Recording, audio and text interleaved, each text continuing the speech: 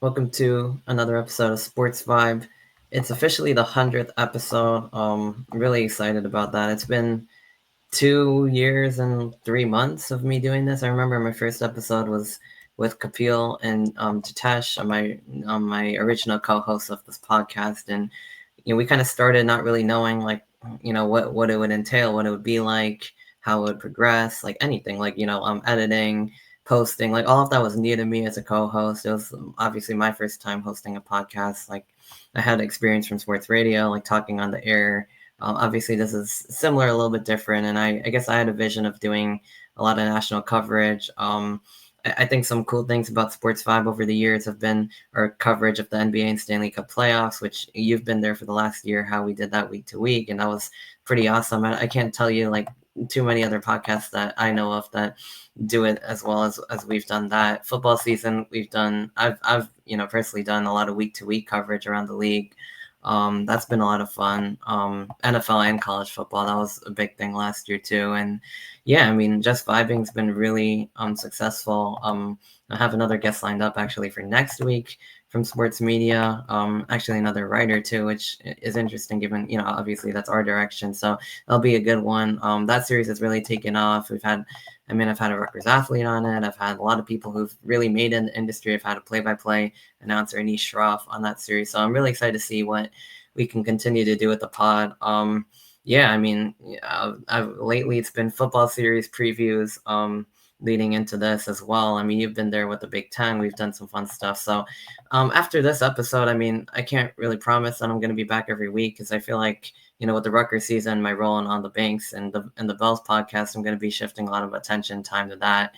I still want to do episodes occasionally. Week to week might be a little tough for me with the football the way I used to do it last year, but I still want to have occasional episodes with Sports Vibe. But I mean, no, yeah, I mean, it's been a wild ride. It's been fun. It's been something that stuck with me, during some tough periods like in my life. And it's also it's been like a good outlet for sports talk. And yeah, I mean, like obviously we couldn't do it without like the listeners who listen every episode. I couldn't do it without my co-hosts and all the guests I've had. And of course, like you've been on a lot of episodes. So I mean, I want to thank you too, because you've definitely picked up where like my previous co-hosts have left off, especially over the summer. And yeah, I mean, it's allowed us to launch the Bells Must Ring too, on your channel, so, or on that channel, given my experience with podcasting and co-hosting and all that good stuff. So like I said, it's been pretty awesome. I mean, yeah, I mean, other than that, like, college football is something that's also pretty awesome. Like, I love college football with a passion. Obviously, like, I love Rutgers football. We do. I'll watch any game at any time at any place, especially in the top division. So, with that in mind, I did save this episode for a little bit of special football talk for college football, starting with week 0 into week 1. Yeah, I mean, the first game of the season on last Saturday to open it up, we got a really good one, a ranked matchup, which often doesn't happen in week 0. A Big 12 matchup, two of the top teams at the Big 12 going at it. A Kansas State versus Iowa State, and it was like a thriller. And Iowa State pulling that one out, 24-21. Rutgers fans and I guess Iowa fans are familiar with these two teams. I mean, two of the teams that beat them last season in narrow wins too. So I mean, very comparable level teams, but maybe a little bit better among the top of the Big 12. I mean, this was an interesting game. It was a little sloppy in the beginning. There was rain coming down. There was defense all over the place. So I mean, yeah, I mean, but then the offenses got going. Rocco Becht, 14 for 28, 183 yards. Cyclones get the win. They hauled off Kansas State. I think there was like a fourth down call that was, that Iowa State went for, and they were able to get the first, and that basically sealed it. So Iowa State, I guess, holds on to their ranking. We don't know yet because that hasn't come out, because it's, after week 1, I guess we'll get a full ranking. But I mean, what are your thoughts on like these two teams? I mean, Kansas State was the higher ranked at 17, Iowa State at 22. Well, I kind of feel like Iowa State was a little bit disrespected. They did make the Big 12 championship last season where they fell to Arizona State. Right. But, you're looking at an Iowa State team that has been there. They've been up in the rankings before, or at least like I said, last season where they were in contention for the Big 12 title. Um, I don't know if this necessarily dictates about how Kansas State's season's going to go. From the stats I'm remembering, I didn't believe that their quarterback did too well to start the season, but he does have time to fix it up. Avery Johnson's a name that we're familiar with. We saw what he did last season. He's another one of those true true dual threats. He had actually 273 yards, so he was 21 for 30, 2 touchdowns. So he actually statistically had a better game than Rocco Becht, but Becht also had his big moments as well. So yeah, I mean, kind of like a mixed bag, I guess. But Johnson definitely had his moments. I think another big thing about that game was Dylan Edwards, the running back. He got injured very early on, and we didn't see him come back. And I mean, Rutgers fans will remember what he did, very explosive playmaker. So that also probably had an effect on, not probably, that did have an effect on the game as well. But yeah, I mean, Kansas State now, like they higher ranked team. They took a loss. Iowa State, like you said, among the top of the big. They lost to Arizona State last year. Kind of a little bit of a lopsided one, but they still won 10 games last season. They beat Iowa last season, which is no easy feat. Yes, I mean, like, unless you're like the top of the top. So I mean, for Iowa State to do that, they beat Miami in a bowl game. Like, they had a pretty solid season. They're looking to build on that, and I believe they haven't won the Big 12 in a long time or something, like maybe ever, or I don't recall, but they haven't won in many years. They've been close, and this might be like the year for them to do that. Like, I mean, we talked about not knowing what is going on in the Big 12, but among the things that we do know, these are probably two of the top teams. I mean, you also have Arizona State. You mentioned Texas Tech in our preview as being like one of those teams that analysts kind of have. I mean, Utah maybe like could take a step back, or they could be on the scene. Like, they've been up there, but they also like took a step back again. Like, Colorado like loses his Shadur Sanders and Travis Hunter, so they might take a step back. But these two are probably still among the top contenders, and I think Iowa State might be like one of the best teams in the conference, and I don't think Kansas State's like that far behind either, to be completely honest with you. It wouldn't be surprising to see these two in a conference title rematch almost. In December. Yeah, that's what people are even saying, like, on the broadcast, like the play-by-play broadcast team was saying that this could be a rematch in December.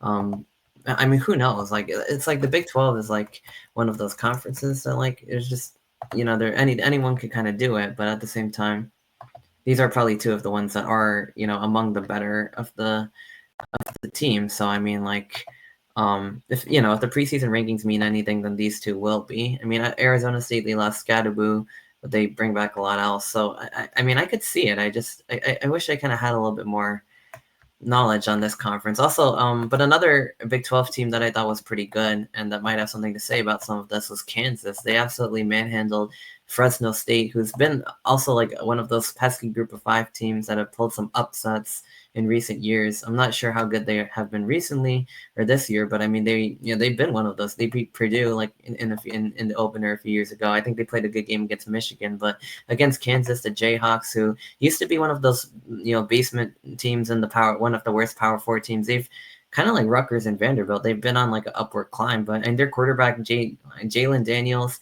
he looked really good in that opening game. I was surprised that Kansas just blew them out. I thought it was going to be like Fresno was going to hang in there, but that just didn't really seem to be the case. I mean, the Jayhawks kind of had their way with that one from beginning to end.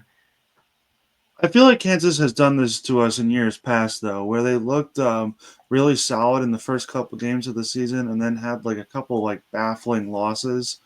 Yeah. I almost want to call back. I want to say it was last season, but I think do so. know that.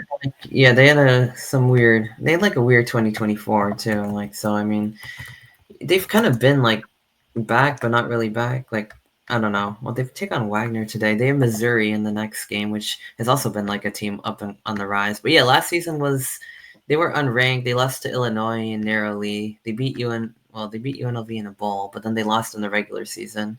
So yeah, I mean, UNLV was a good squad last year. But I mean, more on them in a second, by the way. But yeah, UNLV was among the best teams in the group of 5. Many other years, they probably wouldn't have made the playoff, but Boise State was like had something to say about that with Genty, and also more on them later in this episode. But yeah, Kansas, they did have a loss to West Virginia, Arizona State. They were in a lot of games. They blew out Houston. They beat Iowa State, by the way. They lost to Kansas State by 2. And then they lost to Baylor. They got blown out. So yeah, very inconsistent. Well, that's what I'm saying. Like even like Baylor and Baylor went 8-4 like quietly last year, which like all these teams are like so the same. They all kind of have the same But not record and really the same West Virginia. whatever. Yeah, West Virginia wasn't great last year. They went, I forgot what I think they were like.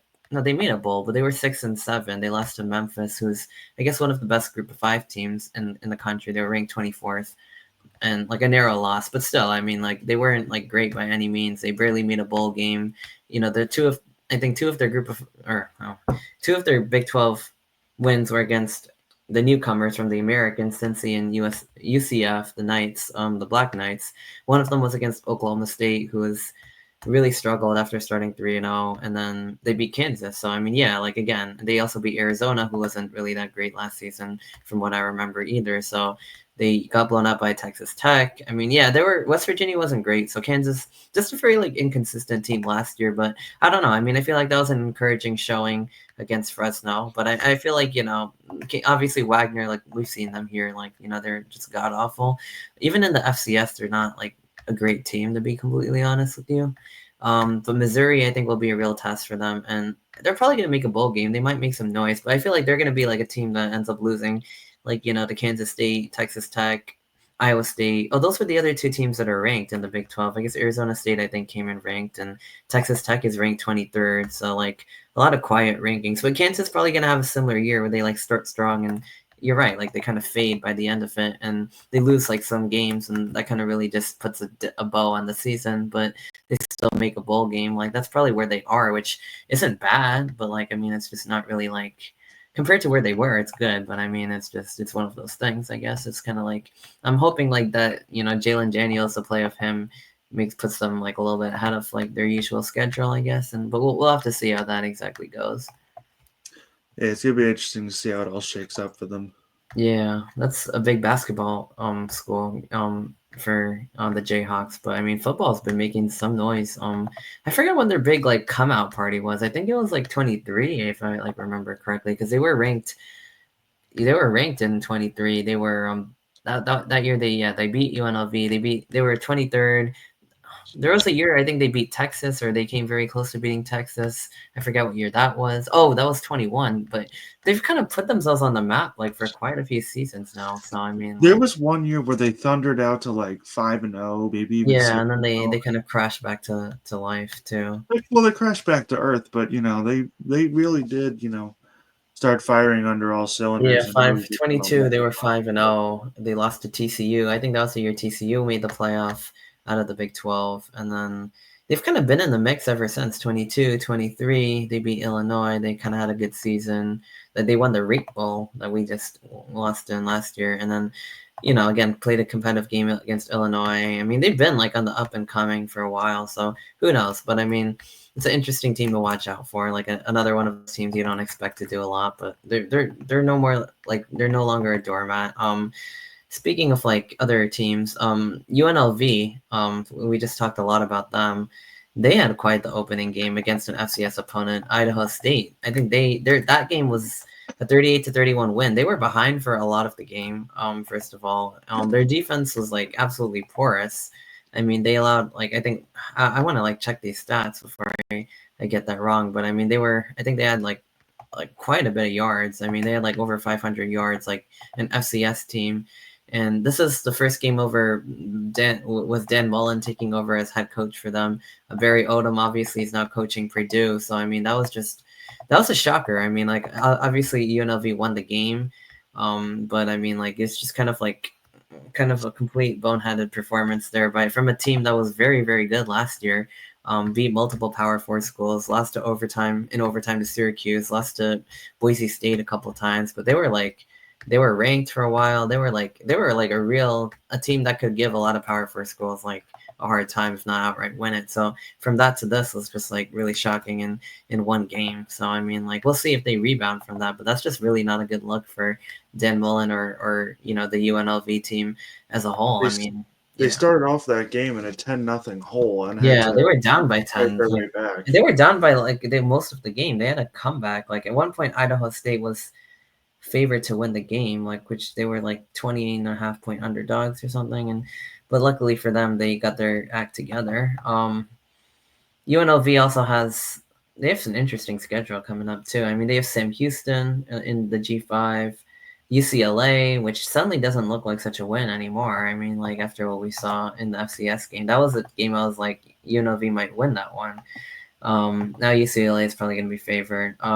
Miami of Ohio, who's like no slouch, and maybe we'll talk about them later with the Rutgers talk. But like, that's a game that they have a tough defense, and like their offense was a bit of a no show. But we'll get to that in week 1. So yeah, I mean, interesting stuff. And then the final game that I got to watch was Hawaii versus Stanford.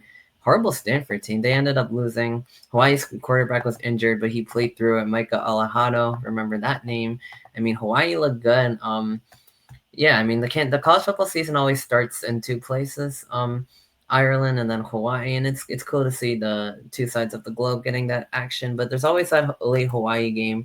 They played Vanderbilt a couple times. They lost. One of them was close. One of them wasn't.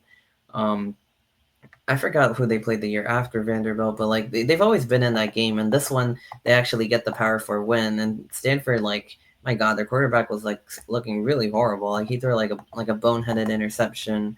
Yeah, I mean, this wasn't really supposed to be a good Stanford team, but like, man, they just did not look good, at all. But I mean, Hawaii was able to come up with that one. And another interesting, yeah, Brandon Goldbranson went 15 for 30 with a pick. The running back at 113, but Hawaii, I think, was actually favored by 1.5, so I guess they covered that. It was a wild game, but it's just I don't know, it just not I a think good it's one. really telling when a group of 5 team like Hawaii is favored over what is supposed to be a Power Yeah, 4 team like right. Stanford. Yeah, and it's not even like Hawaii is a really good Group of 5 team either. They've been like at the bottom of their conference for like God knows how long, and like or at least in the middle to bottom. And they've never been a San Diego State or a UNLV or a Boise State or even a Fresno State or anything. Like then they've been much closer to like Nevada, New Mexico, like that end of the spectrum. So for them to punch a Power 4 team in the mouth, and not only that, be favored in it was just like interesting. And it seems like they got that exactly right too. I mean, like, so I mean, and I think one of Stanford's scores is defensive, so like just I don't know, it was just kind of like not great. So I yeah, mean, I if mean, you look what? at Yeah, it, like if you look at the game, the way it's broken down, Hawaii didn't even. I mean, Stanford didn't even lead at halftime. no, They yeah, went Hawaii into was halftime the down Bulls were up 14 14-13 or to right, 14-13. exactly.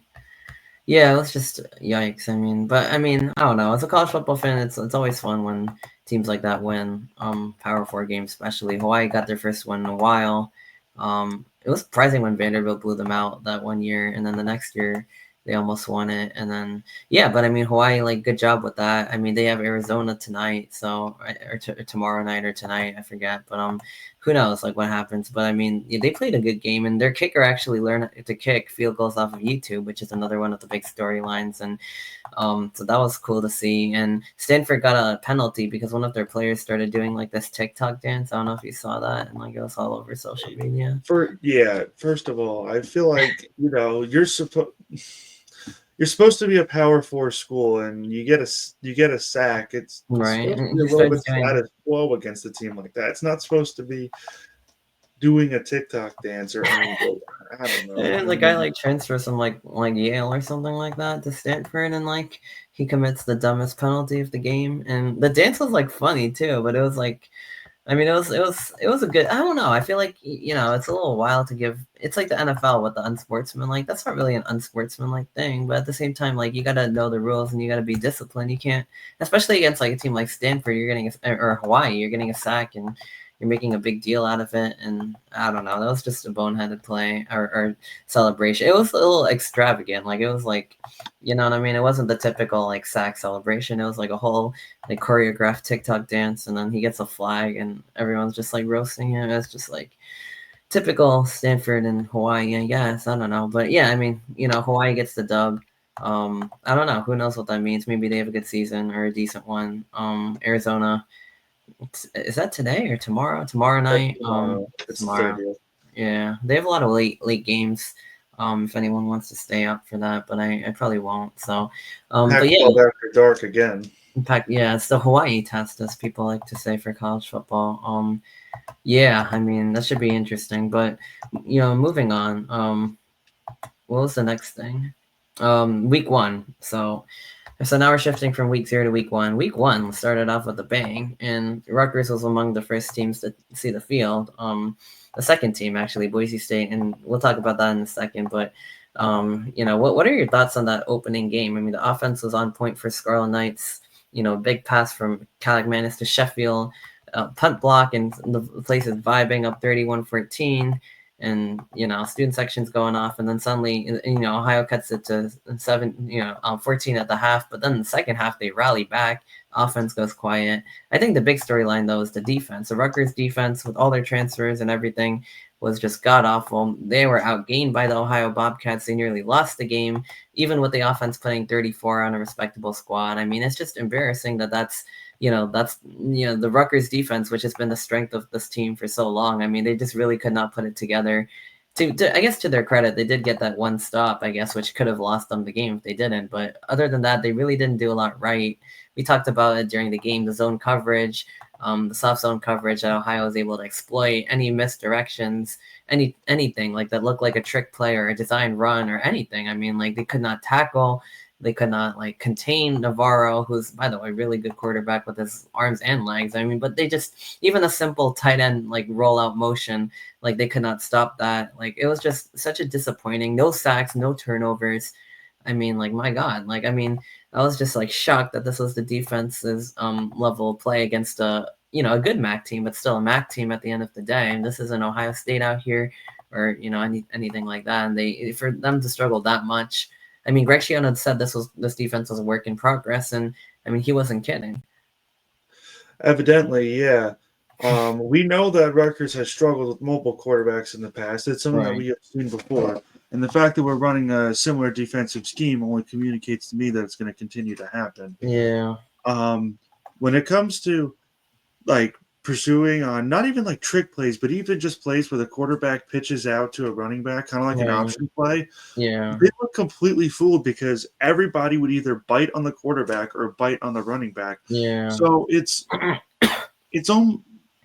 I don't want to say it's a scheming issue because, well, I do want to say it's a scheming issue, but we also had problems of, for example, Jet Elad would come in trying to make several tackles, and he would zoom in there like a bullet and then completely over pursue the guy that he was supposed to tackle. Yeah, I remember he had one big tackle that we took a note of, but yeah, other than that, exactly, he'd over pursue. The secondary, I think the secondary honestly wasn't all that bad, except for the scheming. I don't think they were that great. They weren't great, but yeah, I feel I don't know. Obviously we're no football coaches, so to rule it out and say why is Rutgers playing soft zone the whole game, I feel is a little disingenuous. But at the same time, to an average fan's mind who follows the game in some level of depth, I feel that's a reasonable thing to say.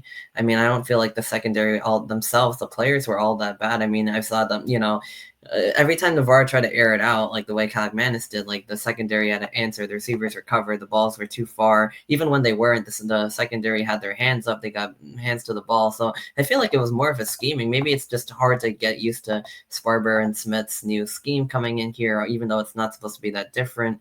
I don't know.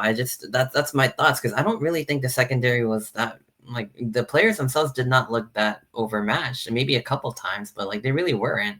So that's, I don't know, the front end of the defense, that's a different story. But I mean, the secondary I don't think was as awful as you might think, I guess, if you watch that game. I have to disagree there, and I think a lot of it was a scheming issue, but I do think that the secondary was not great at all. Like I said, probably a scheming issue, but the problem was that Ohio receivers would catch the ball, and then they would have somebody in their face trying to tackle them. Why aren't there people contending at the line of scrimmage or contending throughout the route, trying to swat the ball away or create incompletions? Now, I'm not saying that's a defensive secondary's fault. It sounds more like something on the coaching side. However, when it comes to it's still a problem with the secondary. So I mean, maybe not their fault. It's probably not the fault of the players, but it sounds like a scheming issue in the secondary. That's what I'm saying. But one of the main issues that we saw all night was there was no pressure on Navarro at all. He Nope. could have, he could have None. brought Zero. his bed and have a nap time back there. I know, he looked like he had all day in the pocket, and when he got out of the pocket, like, my God, was he dangerous. Like, he led the game in rushing, 93 yards. He had a touchdown. He was able to create outside the pocket, get the ball to it. One play on defense, two defenders from the Scarlet Knights collided into each other, and the tight end got open. That was, like, I think the worst we saw out of the defense in the game, and there's a lot of bad. But, yeah, I mean, Navarro's just, like, off and running. But even when he stayed in the pocket, like, Rutgers could not get any pressure. I mean, I just don't know. Like, I mean, our edge guys that we talked all offseason about, Eric O'Neill and Bradley Weaver, like, not much of an impact. Like, no sacks for the team, no turnovers, no forced fumbles, nothing. Well, not even like that many pressures. They each had a few tackles, but like, I don't know. I think Eric O'Neill had like 3 tackles, like one for a loss or something, one solo, and Weaver had I think like 5. It's just like they were like, you know what I mean? That's like, I don't know. Like Moses Walker was the best player in the defense. He had 13 total tackles, and I believe like 8 of them solo. Like he was kind of all over the place, but the rest of the guys, like, I don't know. It was just like the front 7, especially the front 4. I mean, I could not believe like what I was seeing. Like, I mean, there was just nothing. I mean, Moses Walker, 13 tackles, 5 solo, 2 TFLs. It caught Sanders. We'll talk about special teams in a second, but I mean, like, yeah, in terms of, I mean, Jabome had 5, Weaver had 5. Secondary actually did some decent tackling. I mean, they have Cam Miller at 4, Masco at 4, and those are like a lot more solo tackles. But yeah, O'Neill at 3, 1 solo, 0 for loss. I mean, like Jordan Thompson at 2, Jordan Walker at 2. So I mean, like, yeah, I don't remember like who exactly was. You were saying Weaver was not starting and Walker was, but like that even then, like he didn't have a big That's game. according to the night report, according to what I see. Yeah, no, they're probably right about that because Weaver had a very quiet game, and I mean, but so did the whole team though. Like the whole defense did. The whole front 4 that was supposed to be so like, whatever, dangerous and everything. Like they just, I don't know. It wasn't there today. Like that's all I'm saying. Like I thought like we'd have that game breaking talent on our team. So even if the interior wasn't all the greatest, and by the way, Doug blew Eli out for the season with an injury at tackle. But I mean, that also I'm sure didn't help things. Getting in the reserves. So like having to readjust for that. I mean that also probably wasn't ideal. Like who knows? You know what I mean? Like if he was in there, like maybe there would be some more penetration from the defense. But the edge play, like I don't know, man. Like that really disappointed me. Like if there's one part of the defense that really disappointed me, it was that. Like that was the height of it. And then the 2 defenders that collided into each other. I mean, like my God. Like I mean that's just like. Oh, I don't even know who that was, but like, that was just not great. But it wasn't one play though. It was the whole game. Like Ohio was just chunking their way down the field. I mean, Navarro had time. I mean, he was getting the ball out. The receivers, nobody was on them. They would wait till they catch the ball. It's like I like to compare it to like when Penn State trails Ohio State by 2 touchdowns and they score in garbage time after failing to score the entire game. Like that's what it looked like most of the night with Ohio. Like except for maybe. Not quite to that degree, but like that's I don't know. Again, like I'm simplifying it a lot and saying they shouldn't play that coverage or the coverage was bad. Maybe not, but like it just for whatever reason it just didn't work. And I don't know. Maybe it's a scheming issue. Maybe it's the players are having. I don't know. I don't like that coverage, but maybe there's a better way to do it. Like I don't know. I'm not going to get in the head of the coaching staff and try to read minds and pretend I know more about football than they do. But I just from a fan's point of view, like. Or even an journalist point of view, like that just did not look good. So it just looks soft, Yeah, you can't. I mean, like you can't really. You can't just play that. I mean, there's times and places for that coverage, but you can't do that the entire game when Ohio's just picking you apart, like left and right and center and in every direction, and the quarterback's running, the receivers are going, and the running backs like Mr. CA Bangura, by the way, like had a good game too. I mean, like he had like all sorts of rushes to the outside and this and that, and Duncan Brune, like I mean, like I was just like, I mean, there was like no weakness like anywhere. I mean, each like so many of the receivers were catching passes. Their tight ends, I was impressed. Jake Bruno had 2 touchdowns. Mason Williams, who Greg Schiano talked about, had a touchdown. Tough catches that both of them made, by the way, too, and they pulled that out. And Chase Hendricks had 115 yards. I mean, and each of like 5 other receivers had 2 catches, but each of them were like over 10-yard plays. And like I was just like, wow, like I mean that's that's pretty solid too. I mean, each of them had like like 5 different receivers have 2 catches, and like most of them are like big plays. So like, I mean, yeah, I mean, it's just like all the plays were like big plays. So it's like every 10-yard gain, every 15-yard gain, like, even receivers who only caught 2 passes, like they're averaging like 14 yards, like a reception. It's just like, I mean, like, what are we doing? Like, I don't know. Like, it's just really disappointing. On the other side of the ball, though, the offense looked really good. I mean, like, Manis, 18 for 23, 252, 2 touchdowns. The running back room, I mean, the offensive line was winning the line of scrimmage. I mean, Antoine Raymond at 88 yards, CJ Campbell at 70. The receiving core, Ian Strong at 100. They also had their big plays. They had their way with that Ohio defense, too, for most of the game until it got shut down a little bit. DT Sheffield, the big impact play, the 54-yard dart down the sideline by Manis. What a ball! What a catch! That's the speed we wanted to see. I mean, Campbell made an impact, Raymond made an impact, but Sheffield, and then the game-winning conversion on 4th down, like that was insane too. I mean, Rutgers had the right play at the right time. Sheffield making that grab again, kind of finding the same thing, finding that spot in their defense too, like kind of like Ohio is doing. And they also got Colin Weber and Kenny Fletcher, their first catches of 2025. So getting the tight ends involved a little bit, nothing crazy on that end, but all, Rutgers receivers, each one of them also averaging over 10 yards per reception too. So, I mean, like, kind of a trend on both sides of the ball, but Rutgers offense, wow. And then special team, Jay Patel, knocking through his field goals. He's had a consecutive, I think he has the most consecutive in Rutgers history now with 15, which is something to point out. And then the special teams punt block, obviously that got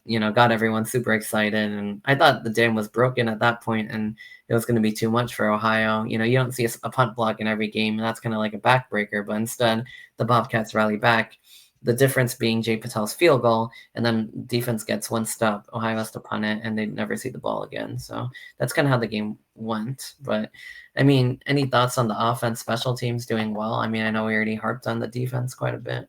Well, first of all, I'm talking about the offense doing well. Great in the first half. Where was it in the second half? Yeah, that's the other problem. Where did the offense, like, I mean, they might, go under the radar because they scored a lot. They scored explosively.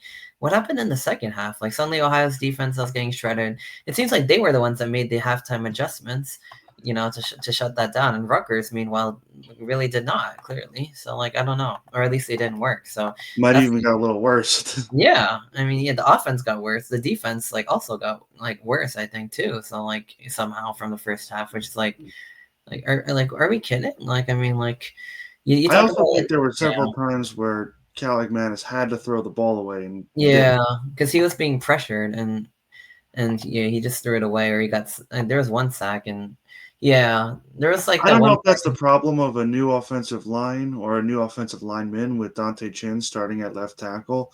So could be that. I don't know. Because he had decent time to throw.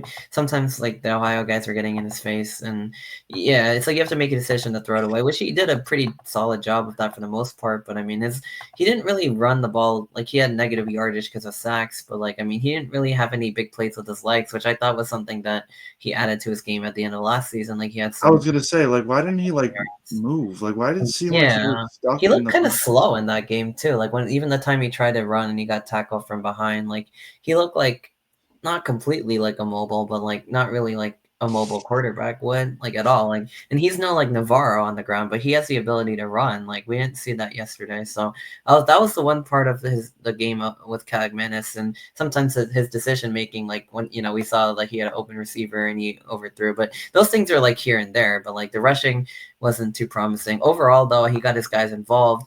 I mean, he was accurate. He was deadly accurate, like 18 for 23. It doesn't get too much better than that. So played a good game. I wouldn't fault the offense, but going, the way they faltered in the second half was also problematic. I mean, I don't know what Ohio did on defense to stop them, but they did. So like something was working. It was like those pass plays, I guess, are not really working. I guess was, I think, the main thing or something. Like, I don't know. I don't know if it was offense, it was the run or the pass, but Ohio found a way to shut him down and get him off the field, and then also score too, like twice. So, yeah, but I mean the defense though, like, because you can't have like you can't expect the offense to drop 50 every game and bail out like a bad defense. Like sometimes the offense is going to have lapses. You know what I mean? It's way easier on that side of the ball to have those lapses than the other way around.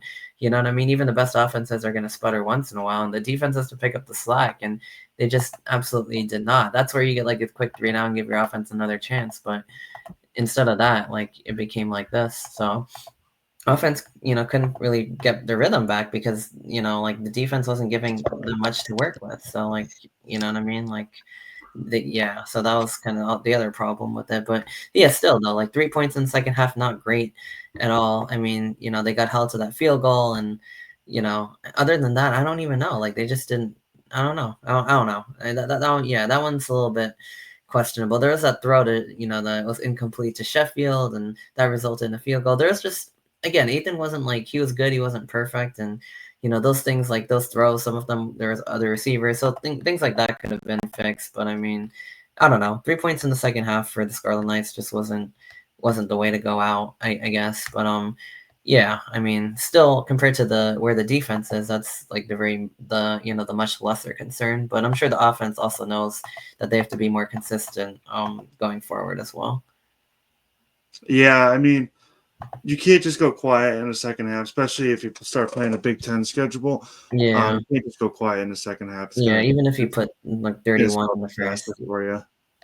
Wait, what?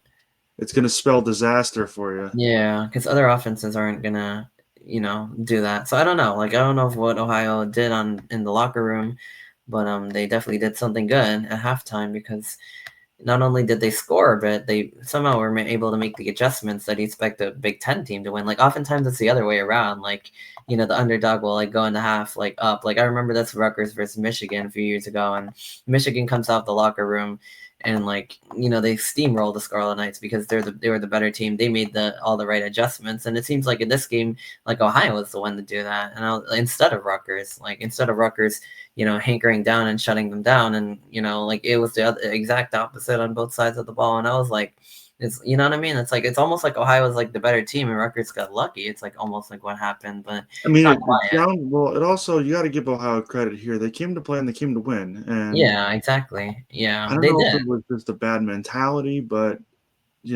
especially from the defensive side of the ball, there's a lot of questions, A lot not of enough questions. answers. Yeah, I mean, defense is just a big disappointment, honestly. Ohio, yeah, I mean, again, we have to give them their credit. They were MAC champions. I don't think anyone thought this would be an easy game. So I mean, I think people did think it would be at least comfortable. That the line was 50.5 for a reason, but clearly Ohio had other plans on that. So I mean, like I said, they were the team that made the adjustments at the half. Like that's what I think impresses me the most. Like they were, you know what I mean? The first half, sure, like they were in it. We were expecting that. And Rutgers like gets to like I don't want to call them fluky plays, but plays that probably don't happen in a lot of games that kind of put Ohio in a hole.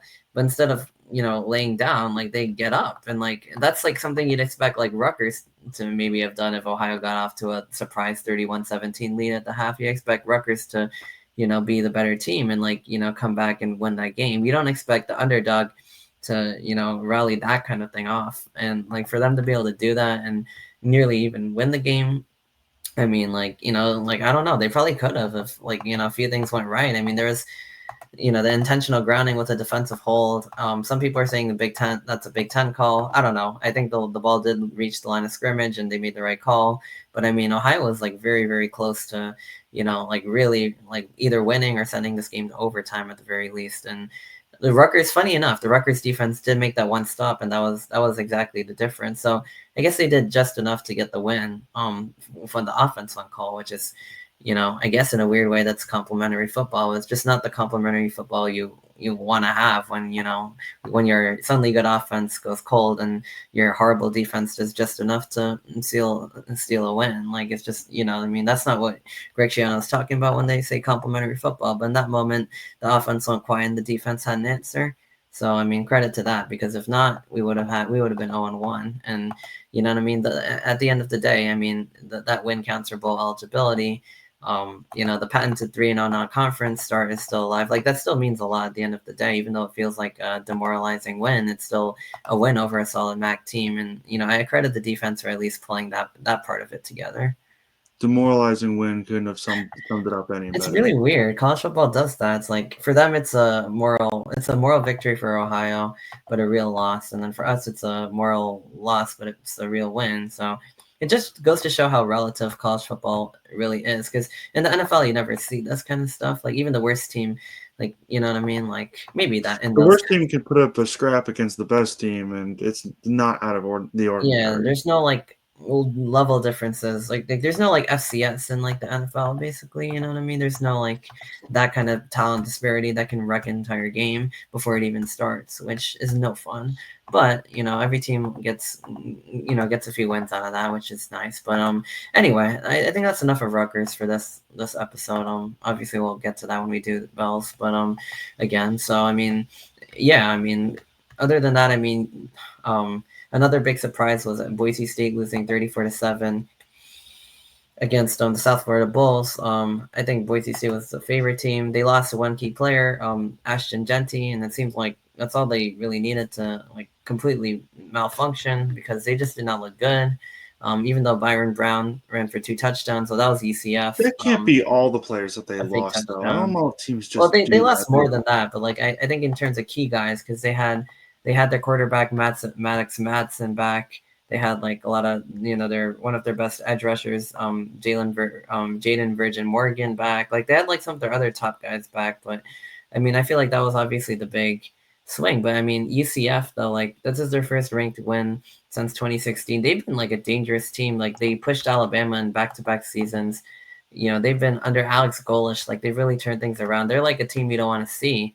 Like, you know what I mean? Like if this was like I mean, I don't know. This was against Rutgers, like you know what I mean? Like who knows what we're looking at. But South Florida, like among that in that conversation, about at that of the top of group of five. So was Boise, obviously at ranked 25. But this game was really highly anticipated. Obviously, we didn't get to really see a lot of it because we're at the Rutgers game. It was popping up on the jumbotron.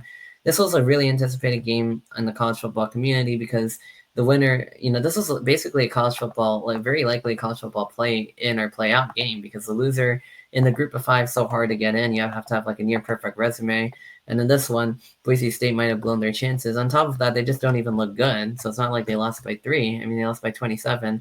South Florida, meanwhile, that's a team to keep a note out because they play in more ranked opponents. Their schedule only gets tougher. They play Florida coming up, Miami the week after, but suddenly those two look like they could be games. I mean, you know what I mean? And South Florida did this to like a good Boise State team, although we don't know how good they were.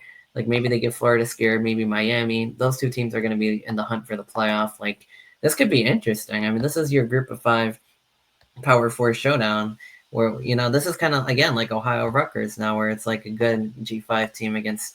I mean, these two teams are ranked opponents, but I think might be one of the best, or USF might be one of the best G5s in the country after this kind of dominant performance against Boise State. So I'm excited to see what South Florida looks like. They're going to be in that conversation in the American, but also for the CFP now. Well, USF is no stranger to being one of the most dominant. USF is no stranger to be a dominant program. Even back during the Big East, they were consistently Yeah, ranked. I believe Rutgers' last win I over a remember ranked that. I team was came about to against South say, Florida in 2009. I could be wrong there, yeah, but number 2 South Florida in yeah, 2000. yeah. So they were consistently up there and consistently ranked one of the best teams in the country. So this is no stranger that they're going to be easily one of the group of 5 teams. Right, yeah, I think so, but yeah, I mean, I feel like they kind of got quiet for a while, and like now, I guess they're back in a way, in a big Well, what way. I'm saying is that they've been there before. They have, that's true. And then even like I said, they didn't beat Alabama. They pushed Alabama to the brink, like 2 years in a row. Like that last year's game, like might have ended badly for them, but like, they were in that game in the third quarter. I think they were like up in the third quarter, if I'm not mistaken, and Alabama. I think they were up there, and then they put like Alabama put 28 in the fourth, a lot of garbage time touchdowns, but kind of error came out of the balloon, and then the Tide ran that up. But that was the second straight year of that kind of thing happening, and I was just like what the heck? Like, is this team really that good? Like, I mean, what's going on here? Like, it's just wow. I mean, they had a little home and home, and yeah, I mean that's a bye game, and Alabama pushed to the wire. So yeah, South Florida among the top in the conference. So in the American Conference, but I mean, there's other good teams in that conference too. Like Tulane last year had their way with South Florida. So did Memphis. Those are some of the other teams that are going to be, out to look for, I guess. I mean, Navy was pretty good. I think Army was pretty good last year, and like that American team, that American conference is probably going to be the one with the bid at the end of all of this, especially with Boise State looking as bad as they did last night. So, yeah, USF. I mean, I'm interested now to see how they do against Miami and Florida, because those are two ranked programs, and they also have a big clash coming up too. Florida versus Miami, the rematch of last year's. In week 4, it's probably going to be where game day's headed and one of the biggest games of the week. So, yeah, but USF, interesting. Everything just got more interesting with them. Yeah, that was one of the biggest. That was like, I feel like that was probably more people are probably watching that one than our game, because it was ESPN. It was like top G5 showdown kind of thing, whatever. But really, one-sided affair. I guess some of the other top scores from Thursday night. NC State versus ECU. I heard that's getting to be a bit of a budding rivalry after the Pirates defeated the Wolfpack in the bowl, but NC State flipped in on them by winning 24-17 in the opener. ACC again, that's another good program in the American. And then UCF, they kind of, the Black Knights, who I think they were famous for claiming a national championship because they went undefeated or something like that. So they were also, I guess, among the best group of 5 programs in the nation for quite a while, and one of the few to move up to the American. So there's a lot of teams in this American, but they moved from the American to the Big 12, and then they beat Jacksonville State, right? Jack State. I have it listed 17-10. That was Gavin Wimsatt's first game on his new team where he's a starter. Jacksonville State won the CUSA last year. They lost to Ohio in the bowl game. So there's like a lot of ties all over the place with this kind of stuff, which makes it fun. But yeah, I mean, like, kind of a little disappointment, I feel like, because I think UCF is expecting to be a bit better than a CUSA team at this point in their, development. So that was the takeaway I got from that. Again, like, didn't have too much time last night with being at the Rutgers game, but like, yeah, I don't know. Do you have any thoughts on that? I mean, obviously it was Gavin, Wimsatt's first start as well. So, I mean, there's probably some takeaways from all of that as well. I mean, personally, I didn't really get much of a chance to cover that game or even take a look at it, to be honest with you. Right, yeah, same here. But I heard I like was gonna say UCF. hour ride home and all. Yeah, I heard it was really disappointing because that was also UCF was favored by 20.5, and again, like kind of like our game, like Jacksonville State was like a pesky underdog and they almost covered. And Jareed wins that. I mean, yeah, sorry, go ahead. Looking at this 10-17, I'm not going to go out on a limb and say it, but it doesn't look like the Jacksonville State was offense was exactly lighting it up. I think probably UCF just had problems pulling away. It looks like it was more of a defensive struggle, but that's somebody that didn't get to watch the game. So right, and UCF actually was the team to come back too. They were down 10-3, like fourth, and then UCF comes back and wins with 2 touchdowns in the late in the fourth quarter. So oftentimes it takes for like the end of the game. Like sometimes when you know what I mean, like the longer the game goes on, the more likely the better team is to win. In these scenarios, so sometimes it could be things like that. Like sometimes the magic wears off for Cinderella here, or even just an underdog, even a good underdog. Oftentimes will have trouble hanging on, like as the game goes on, because eventually depth wears, physically the lines will wear you down, which is my least favorite part about it. But also the talent takes over.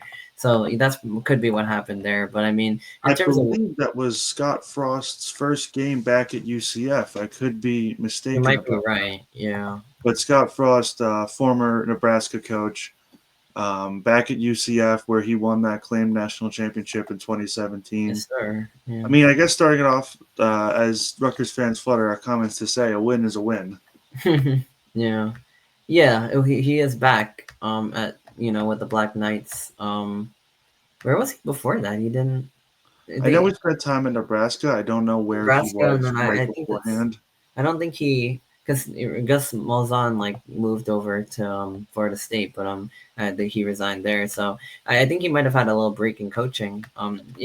Since 22, so he's back with the Black Knights. So former Nebraska coach, obviously. So I mean, he was the head coach for 4 years there. He was also formerly UCF's head coach from 2016 to 17.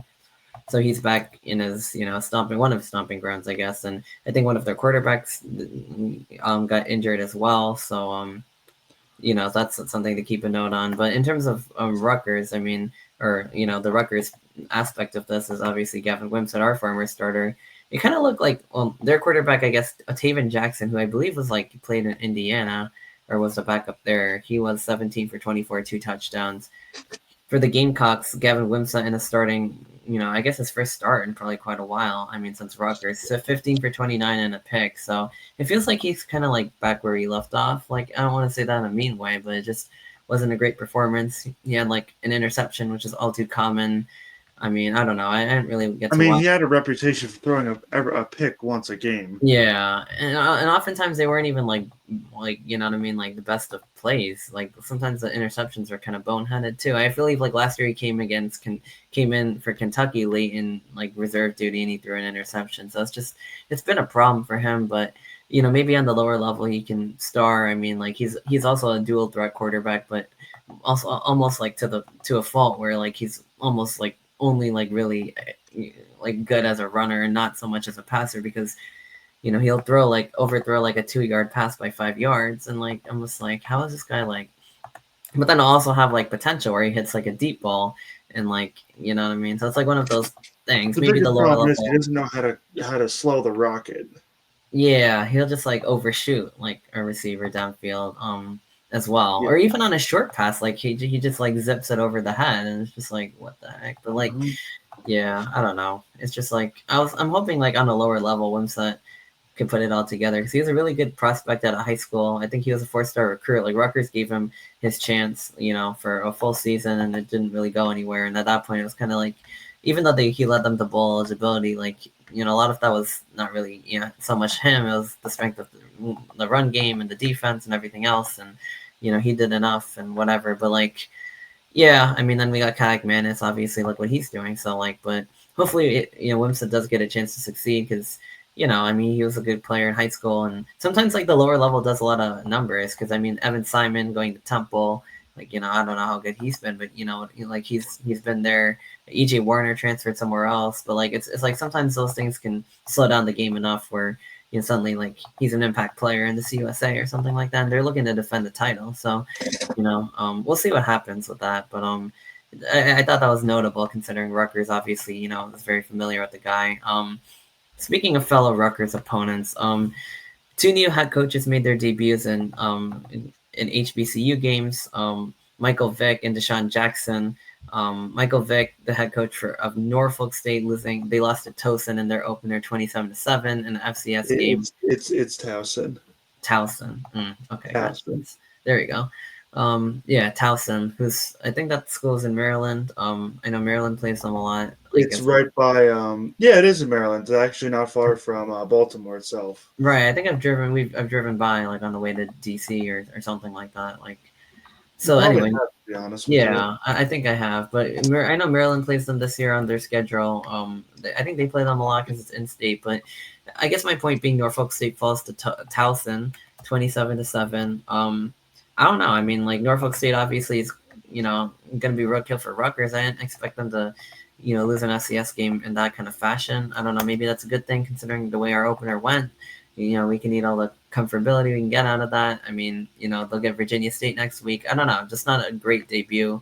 Their quarterback, Otto Kuhns, was not the guy that we were mentioning during previews. So, I'm not sure what happened there exactly. But, yeah, I mean, other than that, I don't know. I mean, Towson got the win. Another one was Delaware State falling to Delaware. This one actually kind of respectable, 35-17, and that is Deshaun Jackson's team. UDEL, FCS power for many years. They moved up to FBS. Really excited to see what they could do there. Obviously, they got off to a strong start, but it's an FCS opponent. On top of that, the HBCUs have often lagged behind some of the other ones too, so maybe even weaker. Maybe slightly disappointing for Delaware, but they got the W. And the 2 HBCU schools lose under their new head coaches, who both, were really exciting players in the NFL. We're talking about Michael Vick and Deshaun Jackson. So, yeah, just a little bit of a note on that one. But, I mean, I don't know. Do you have, any thoughts, especially considering we see Norfolk in a couple weeks? Well, honestly, I mean, what was going to happen to that Norfolk team. It's not like it was going to be a complete rebuild in year one. I mean, this isn't an Indiana situation where he gets all the players from another school and immediately rebuilds the Right. team. Right. Um, yeah, so we know what Norfolk State was going to be. I just don't think we were expecting them to be like that, where Yeah. they get pummeled by Towson. Yeah. Um, but Yeah. we know what they are. We know what they were going to be. We didn't know we. I guess we didn't know how bad they were going to be, but We kind of knew, like, yeah, like it we was. knew. I just, for our sake, I hope Rutgers doesn't make a game out of these guys. Oh my God. Like, I mean, yeah. Could you imagine? Like, I mean, oh, yeah. I hope not. I mean, I think Rutgers fans deserve one easy week after playing the top two MAC teams and the way the opener went, and Yeah. especially if Norfolk State, like, it'd be one thing if they were like an FCS power or something like that, but like after, like, this kind of showing against a fellow FCS school, I mean, like, yeah, I really hope they don't make it Obviously a game. not. So yeah, I mean, who knows? But like, yeah, I mean, hopefully Rutgers, 'cause they're gonna need some. They're gonna need some rest for Iowa if they can get it, like, and stuff like that as well. Like we want it to kind of be like a walkover, obviously, and it might end up being that way. So as bad as they looked against Ohio, I mean, this is a team that's like nowhere near like Ohio or Miami, Ohio. So like, yeah. So I mean, I think Rutgers should be able to, especially now that I see this, like it's even more confidence boost, I guess, for us. But speaking of the Big Ten schools that we're gonna play soon, or sometime this season, at least a couple of them. The Big Ten kind of had a sluggish night all over the board. Wisconsin beat Miami of Ohio 17-0. They lost their starting quarterback, Billy Edwards Jr. He went down with injury. I think he's going to be back for like the season, for even maybe I think I saw like 2 weeks. I think he'll be ready for the Alabama game that they have coming up. But yeah, it's kind of the opposite of our game. A lot of defense, no offense.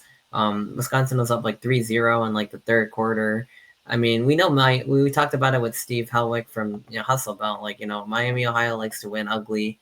I Make mean, the game as ugly as possible. yeah, exactly. And this was like one of those things. And Wisconsin too, like, has been a team that have been very like kind of like that in their own way, like run the ball, stop the run. Obviously, Rutgers had like a little lapse last year when they played them 42-7, but typically Wisconsin's like one of those emblematic Big Ten teams, and yeah, I mean, like, especially with the backup quarterback in there, but they were able to get the W. Miami didn't put any points on the board, so maybe that's a good sign for Rutgers to tighten up on that defensive side of the ball. But that game is going to be interesting, by the way. It's strength on strength, weakness on weakness. It's Rutgers potent offense and Miami defense, and then Rutgers, weaker defense going against Miami's 0-point offense from the Wisconsin game. So we'll see how that goes. It's going to teach us a lot about our defense if Miami is able to move the ball on Oh them. my God! If they do that after It's going to scoring, no, it's going to teach us a lot about our defense. I mean, yeah, like, we know what our offense is going to be, and in all honesty, like, I will take a Big Ten strength versus a MAC strength. So I think yeah, Rutgers is going to win the game. right, right. I'm hoping it's going to be comfortable, but You never know with can't make that. that guarantee anymore. But Yeah, on the defensive side of the ball, we're going to learn a lot about yeah. what this defense is if Miami can move the ball on them. If It's gonna be, Miami yeah. scores like 14 points, I personally am going to be very nervous for the rest of the season. Yeah, because a team that couldn't even score like a field goal against Wisconsin, who's supposed to be a very good MAC team, if they suddenly start like moving the ball on Rutgers, and it's like the defense, like Ohio's like one thing because they like their offense, but then like this team, like if a team that what I mean, like didn't score at all in one game now starts scoring in the next one, it's gonna be like a bit of a problem. Even if we win the game, even if Rutgers like starts piling it on them a little bit, like it's gonna be, even if it, what I mean, it's a little problematic on that side of the ball. So hopefully defense tightens up. Yeah, I mean, I guess we'll know because I mean, what I mean, if they struggle against Miami, Ohio's offense, which really struggled against Wisconsin, then the defense goes from bad to worse. So I don't know. That seems to be the theme of the Big Ten, because like against the MAC, because it seems like all these middle Big Ten teams over like MAC strong teams, like it's kind of been like the same game, like in different ways. Like obviously Rutgers, Ohio, I think was the exception of the night with 34-31, the closest one to being an upset. But I'd be surprised if a MAC team doesn't get one this year. They've been like feisty. Wisconsin 17-0. That's not as close. That's not as wide open as that looked. Also, again, like, even though it was 17-0, that's ugly. Minnesota over Buffalo 23-10. People are saying Buffalo might be one of the best teams out there. Like at the Power 4 game, Nebraska versus Cincinnati. I don't know if you got to catch the end of this one, but no, I saw it was close. I turned on the TV, and I mean, yeah, well, Nebraska won a close game, which is exciting for them because they have a lot of trouble pulling those out, unless it's against Rutgers for some reason. But when typically they do. So, but when they against the Bearcats are driving down the field, or they're trying to. They get near field goal range, but then they decide to take a deep shot and they get intercepted. Like literally the play after, like the same guy has a penalty that basically gives them a free first down, 10 yards, and they're very close to field goal range. They take a deep shot to, I guess, try to win the game. And this was like the big Kansas City game at Arrowhead between Nebraska and Cincy, and a lot of Nebraska fans there and stuff. Travis Kelce and Taylor were there because Travis Kelce's a Cincinnati alum, and he obviously plays at KC too, and so they were there. But after their engagement, and like I don't know, the call was just so boneheaded. Like I could not believe seeing a deep shot in that moment of the game. Like I mean, I know you play to win, but I mean you can't be serious, right? Like I mean you got to play for overtime in that situation, right? I mean, in my opinion, if they call that deep shot and he hits it, they look like a genius. They look like that's true, I guess. Yeah, they look like an absolute whiz. Right. But since he missed, it's like, why weren't you playing for overtime? Not only missed, but like got intercepted. It's not even like they had left another play. What? Wait, what? No, it's not even like they threw an incompletion and they lived another down. That would have been one thing. Like but I guess the execution of it resulting in a pick and basically ending the game when you could have had a field goal. Like I don't know. I feel like it was slightly irresponsible. To call that in that position of the game. I mean, but again, like if they hit that, it's a game winner likely. So I mean, it all depends. It's like if Rutgers didn't hit the fourth down thing and Ohio gets the ball back and they go and win the game or even tie it, like it looks really horrible that they didn't kick a field goal, but because they ended up icing it right there and then, like it looks good. So it's all about that kind of stuff. But I just think objectively that call wasn't great, and the execution was even worse because it resulted in an interception. Well, absolutely. I mean, anytime it results in a pick, it's like the execution was bad. But I don't know, because I feel like you don't game plan for interceptions. I mean, yeah, that's true. You think like worst case, like okay, you throw an income, you take a deep shot. That's probably what they're thinking was first down, we'll throw a deep shot, we'll try it. If it doesn't work, we'll try to get in the field goal range and like kick a field goal. But yeah, I mean, you don't really think like it's like the same guy that had the penalty too. I was like you know what I mean? I'm always like pulling for the underdog in college football too, and like you know what I mean? Like Cincinnati, they were one of the best G5 programs for a while and all that. Like I don't know. I mean, who likes like Nebraska and like these middle teams? It's not even like Ohio State or something like that where you want to root for like the favorite. Like there's like nothing like you know what I mean. So like why not? Like but like that call is just whatever. But to Nebraska's credit, just like the rest of the conference, they got the win. And this was a Power 4 opponent. Like at the end of the day, they might have been like the favorite team and closer to home and all of that. And Jalen Raiola got to play in front of Mahomes and everything and do his ritual. I don't know if there's any clips of that because I'm probably gonna want to watch that later. But yeah, I mean like they pulled it out, and that's something that Nebraska has had trouble with. So I mean, to their credit, they got one. They got a close one. And the Matt Rule era, I think year 3 for them is where they typically take a jump. It's happened at Temple, Baylor, and Nebraska now. So we'll see how the Big Red they do this season after making a bowl last year. Yeah, it's gonna be interesting. I feel like it's around that time for the turnaround, but even because even like in 2023, that's when Shiano first punched their ticket to the bowl game because 2021, 2020, 2021, 2022. I guess, yeah. Yeah, so 3 or 4 seasons. Yeah, I guess Rutgers kind of they had that one where they won 5, but they got invited to a bowl. So I guess maybe that doesn't count. Yeah, not really. It's not like the proper So I guess it took a few years before they did it finally in 23 for the first time, right? And then 24 again, back to back. Yeah, it took about 4 years, but Nebraska, with their reputation, you expect them to move a little bit quicker and be able to get Right. recruits a little bit Yeah, quicker. especially now with Raiola, like the quarterback he is and everything on that team. So he Yeah, was like really highly recruited. He could have gone to Georgia. He came back to Nebraska. I think he had some sort of family ties or something to there. But yeah, I mean, Mini Mahomes, like he definitely did his job. I guess they got the W and stuff like that. So yeah, no, I mean it should be good. I mean they should be a decent team. I mean I'm not exactly sure what their schedule is looking like for this season, but they'll probably make some noise. I don't know. I mean I have to look at it. I mean they play Akron, that's not a good team. HCU and Michigan, they don't have Ohio State. I mean it could be they play Penn State. I don't know. It could be a decent season. Like they have like a lot of those Big Ten West teams on the schedule. Maryland, they're always like that kind of in the middle. So we'll see. I mean, but it's a good job for them to at least get one off. So I mean, um, yeah, a close game because that's typically one that they've lost. I think that's the main takeaway, and also that play by Cincinnati. Like Brendan Sorsby, their quarterback.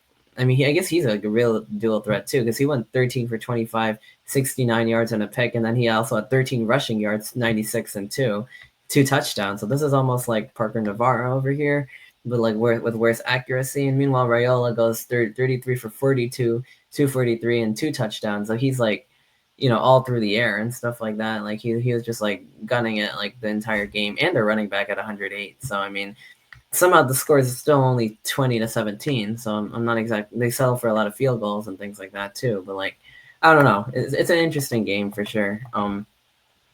Yeah. Anyway, looks like we lost Andrew there for like a split second. But in the meantime, I was gonna shift us over to to our week one, the rest of week one, which is now predictions because these games have not happened yet.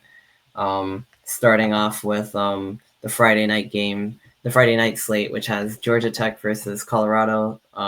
Right? Yeah, Georgia Tech versus Colorado, post Shador Sanders and um, Travis Hunter, and then we got Auburn versus Baylor as well. So I mean, those are two interesting ones to start off. But I don't know. I mean, both of those are going to be interesting games. I would probably pick Georgia Tech because I don't know what Colorado is going to look like post matchup.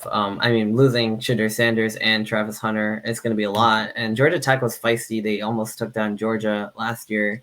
Um, Stuff like that. So I mean, they lost to Vanderbilt, but they bring in their quarterback Haynes King. I don't know. This is the part of the episode where we're gonna start doing pick'ems and kind of just go through these a little quicker. But I would think like Georgia Tech is gonna be able to win the game tonight. I mean, I don't know what Colorado's gonna look like this year, but like I feel like Georgia Tech they're ready to make a breakthrough in college football or at least in the ACC. Be one of the top teams, and I think they win like what should be a very competitive game tonight, one of the best games of the day. well, I have to agree with you there. I mean, playing Georgia down to the wire like they did, exposing FSU for who they were. Right.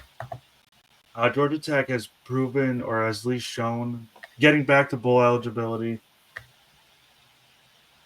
They have shown that they are ready to take that next step in the college football landscape.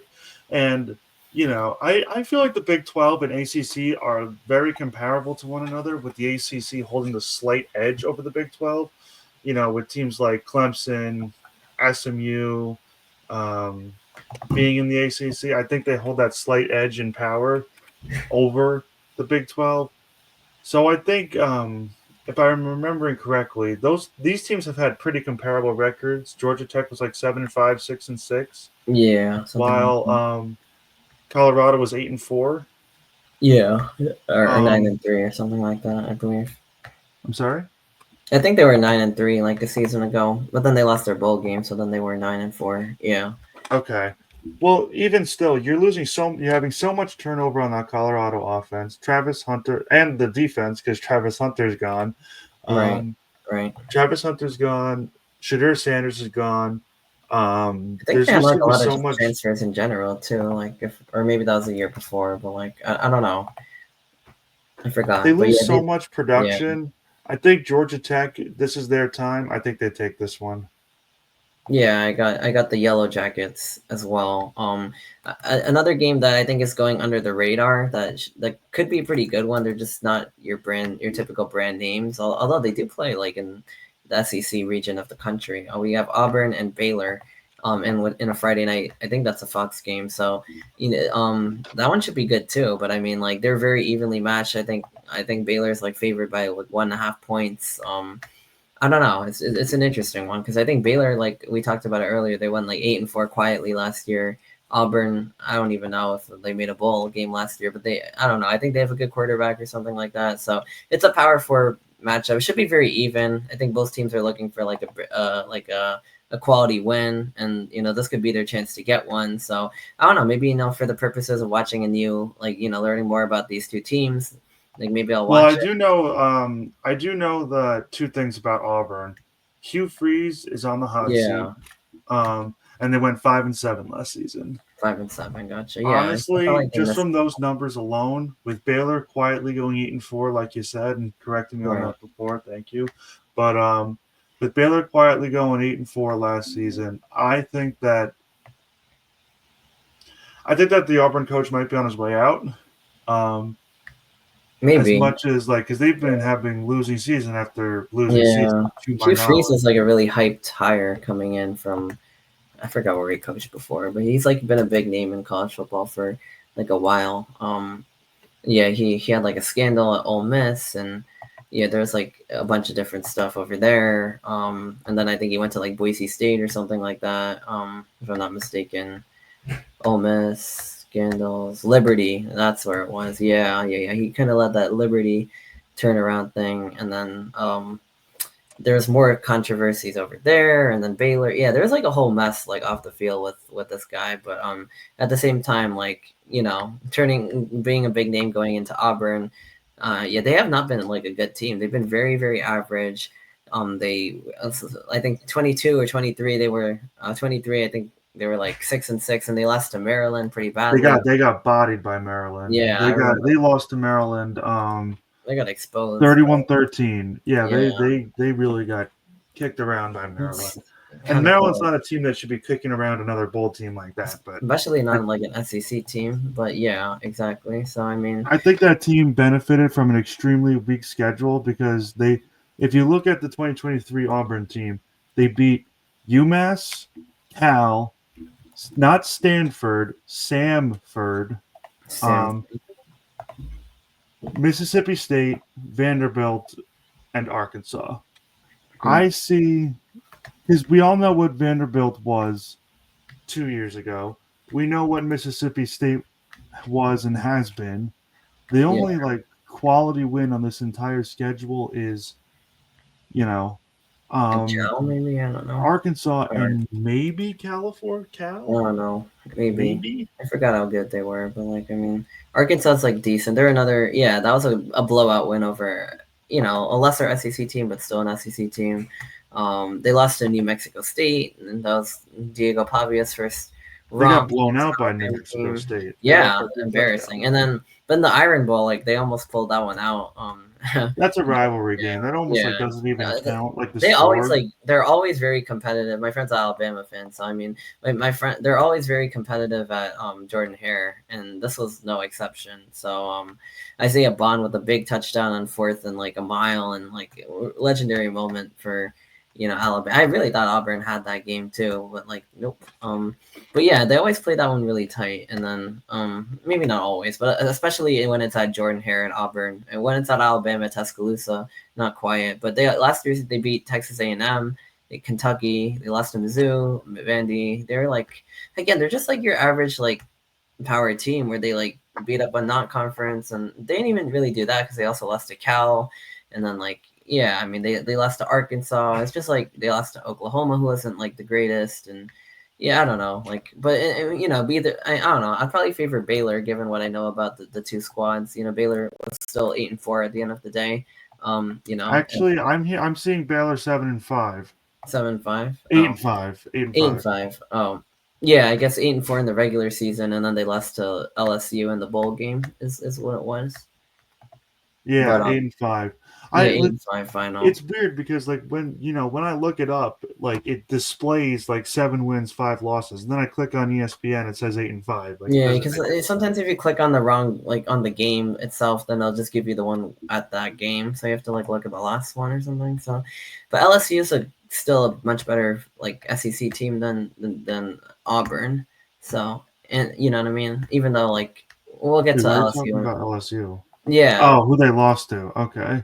yeah. Last year, but Auburn's like a bit worse. So I would go Baylor in this one. It should be competitive. You know, maybe I'll have either that one or the other one on or both. Who knows? We'll see what happens tonight. But yeah, like Baylor, Georgia Tech. That's your Friday because those are really the only good games like on all day. You have kind of like Well, just taking a quick look at this. I know Houston wasn't bad last season. I'm pretty sure Kansas wasn't bad either. Um, right. uh, Baylor, first of all, Baylor blew out Kansas and had a pretty convincing win over Houston. Yeah, 20 They to took 10 Colorado into overtime. They lost to BYU by just 6 by points. 6. Right. Yeah. BYU, who finished the season ranked, I believe. Yeah, they were pretty good last season. They beat Colorado like in And a they blow. lost to Utah by a number 11 Utah at the time by less than 10. No, Right actually by 11 points. by Sorry. 11. Yeah. So if I don't think that Baylor's going to have too much of an issue taking care of Auburn in this one. Going to be honest there.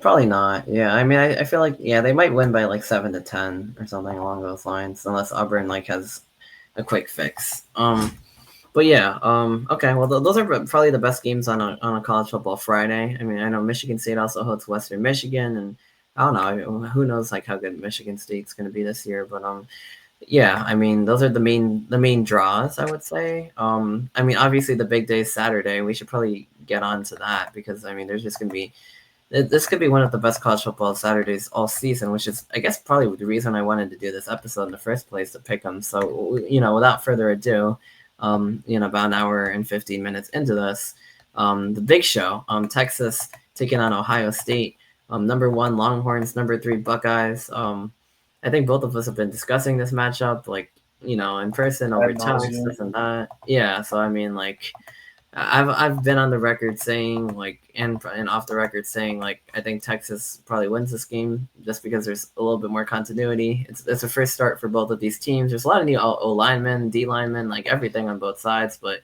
if I have to trust a quarterback, it's probably going to be Arch Manning. Also, they have some good pass rushers on Texas that have more experience, and Ohio State is basically rolling out a new defense for the first time. Not just their offense. Their running back duo is fresh. No more Travion Henderson. No more Quinshon Judkins. The receiving core is as good as ever. But I mean, yeah, I don't know. You know what I mean? That experience in the defense versus a completely fresh D line that doesn't have any of their NFL talent, although they will have a lot of talent. I just think later in the year, like we talked about on our college football, on our predictions episode for the playoff, Ohio State could be a team that wins this game.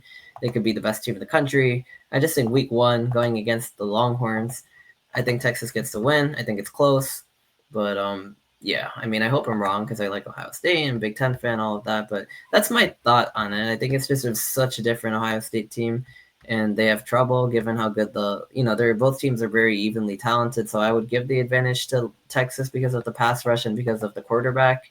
But I mean, I don't know. Who knows? I mean, Saiyans are also very good, but I'm going Texas on this one. I mean, what are you saying? What do you think is going to happen? I feel like I keep going back and forth between Ohio State and Texas, but like I feel like because I've said Ohio State before, now I can't go back on it. Mm, I I'd feel like, like yeah. what's up? No, I mean, for the sake of this, I'd like one of us to pick each, but like, I don't want to like influence you because of that. But I feel like in a game this close, it would make sense for like a split. It's just, I don't know. I mean, like, but the weird part is Texas also has a lot of offensive linemen too, and it's like new O linemen. So I just don't know these Ohio State defensive guys. Like, I'm sure they've been there, but like who are they? Like, I don't mean that to be disrespectful, but like, where have they been the past 4 years? Like, how is that going to all come out like week 1? Against like Texas, who also I'm sure has a good O line, Arch Manning. You know what I mean? It's just like I don't know. Maybe I'm basing this whole prediction off a couple players, but Yeah, that but that's how's just the a Texas different. secondary going to line up against the OSU wide receiver room? Yeah, and also like they lost like Jade Barron and some of their best players to the draft too. So like, I don't know. I think in a game that it is this evenly matched, I think a few players can make the difference though, which is why I'm leaning Where is Texas. the game? It's in Columbus. So I think that's going to give the edge to Ohio State. Maybe. Again, I hope I'm wrong. I don't know. I don't see it, but like I feel could. like in a game that this evenly matched, Home crowd location does play a factor. And plus, I don't know about because I'm probably gonna look stupid tomorrow when like Ohio State's D line like has like 6 sacks or something like that. But I'm willing to take that risk just out of like not knowing the guys. Like that's not my fault. But Sonny Styles, their secondary, Caleb Downs, they have like dogs on that defense. The line though, like I mean, other than like Caden Curry, I'm not like too familiar with most of them. Texas has some proven pass rushers. That's where I see the difference. And then I think Arch Manning just ever so slightly better than a fresh Julian Sand at this point in their career. So those are the only two differences I could really. I think receiver wise, yeah, Ohio State has the better one, but again, like I think it can go either way. I'm not gonna say like Texas is gonna blow them out, like Paul Feinbaum said that I think, like, but I don't see that happening. I would just think that Texas wins the opener, but I feel like Ohio State could get them later on in the season if there's a rematch. But again, who knows? The home crowd might play a big role in this too. I mean, obviously having that Ohio State crowd behind their own defense, and that could create havoc. Obviously, when a defense that good plays against their home crowd, and then has their offense has time to concentrate, and doesn't have that noise, that deafening noise like on their back. So you might be right. I think for the sake of this pod and for the sake of opinions, I'm happy to like take a split and see what happens tomorrow. You're on with that then. Mm-hmm. Yeah. So moving on. I'm really excited about this. This is gonna be something. I'm really glad we had the Rutgers games like on Thursday, so I haven't had to think about who's gonna win this too much because I'm ready to just like forget the analysis and see what happens. There's just so much unknown in this game. It's really hard for me to like make a prediction. Like like I said, I could look dumb by saying like I don't know these guys on the Ohio State D line because they're still probably like one of the best D lines in the country. So even that one point could even be wrong. As good as a point as I might like to think it is, but I don't know. I still, even if that's the case, though, Texas also has a good O line. They also have a good D line, so it's still a very evenly matched game. Even if Ohio State has like a wrecking ball on the D line, so yeah, like I said, I think for those reasons, I think Texas has slightly better pass rush as well as their quarterback pushes them over. But like I said, happy to take a split. The other game going on in this time slot that's going to be big is Syracuse versus Tennessee. I guess I don't know about nobody, but most people are going to be watching the Ohio State game for obvious reasons. But I mean, this is a sleeper game. I mean, this is Tennessee made the playoff. Syracuse had a 10-win season. The Vols and the Orange now have a new quarterback, and this is a neutral site game in Atlanta. But Tennessee's favored by a couple touchdowns, and especially with Syracuse bringing in someone fresh, like I trust Tennessee more in this game. They're ranked 24th, but I mean, they're 13.5 point favorites.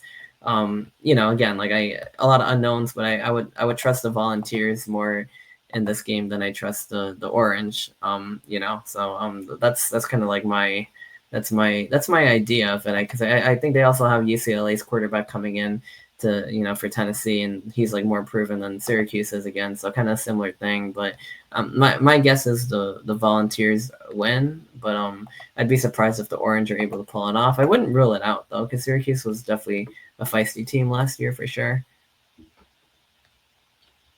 Well, first of all, we don't. There's too much unknown in this game to really make a solid prediction. I mean, Nico, I'm gonna leave you for UCLA. Yeah.